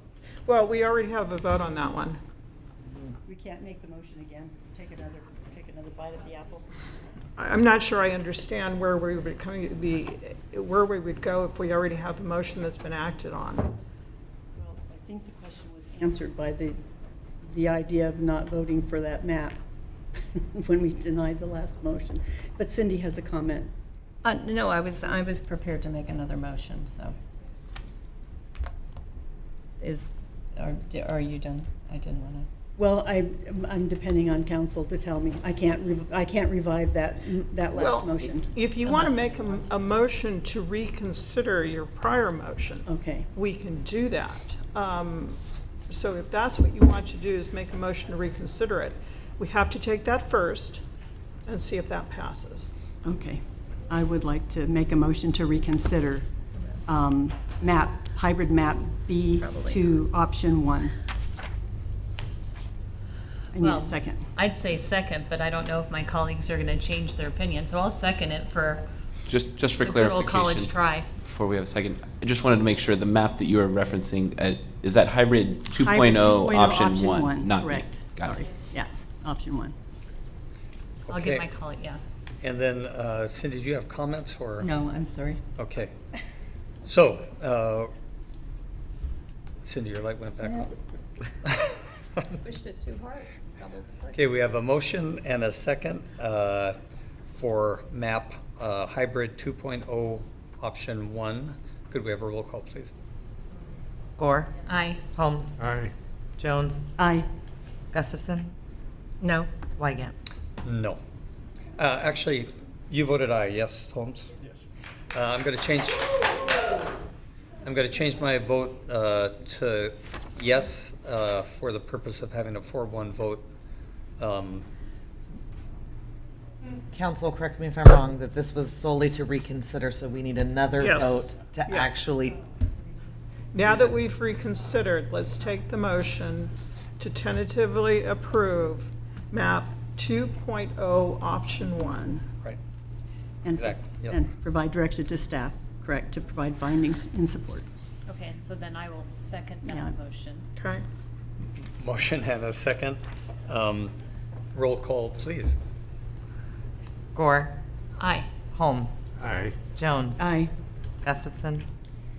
For purposes of supporting my peers, I will vote aye. And my vote with comment again, these are historic moments, and to the extent that we can craft a stronger, broad level of support amongst the board, that's very important. So thank you, Cindy, and I also vote yes. There is one more action item that will Right. need to be taken. and No, that Clayton, is- we're done for the day. And I don't care what you say. Just because of the record, I want to clarify on the record what we have right now. What we have right now is a unanimous vote to tentatively approve map 2.0 option 1 and to direct staff to provide findings supportive of that alternative at the December 14th, 2021 hearing. Now, the next motion that we need is to introduce and waive oral reading of an ordinance with the insertion of the tentatively approved map 2.0 option 1 in the ordinance. So moved. Second. Motion Gore, second Holmes. All those in favor say aye. Aye. We Opposed? need a roll call. Roll call, please. Gore. Aye. Holmes. Aye. Jones. Aye. Gustafson. Aye. Wygant. Yes. And We're done. we are done for that. Keep in mind that we will be back here on the 14th for the second reading of this ordinance. And we are now adjourning to closed session, and we will report back out afterward, County Council. The board will now adjourn to closed session to consider 8 items of existing litigation and 1 item of negotiation with labor. Board has returned from closed session, and County Council will report out. The board met in closed session to consider the following: Miskowitz versus County of Placer. The board heard a report and provided direction. Wilson versus County of Placer. The board heard a report and provided direction. Placer County Deputy Sheriff's Association versus County. The board heard a report. No action was requested or taken. Sprint versus County of Placer. The board heard a report and provided direction. Pac Bell versus County. The board heard a report and provided direction. T-Mobile West versus County. The board heard a report and provided direction. AT&T Mobility versus County of Placer. The board heard a report and provided direction. AT&T versus County. The board heard a report and provided direction. The board then engaged in a conference with labor negotiators. The board heard a report and provided direction. This concludes the report out of closed session. And with that, the board is adjourned for the day.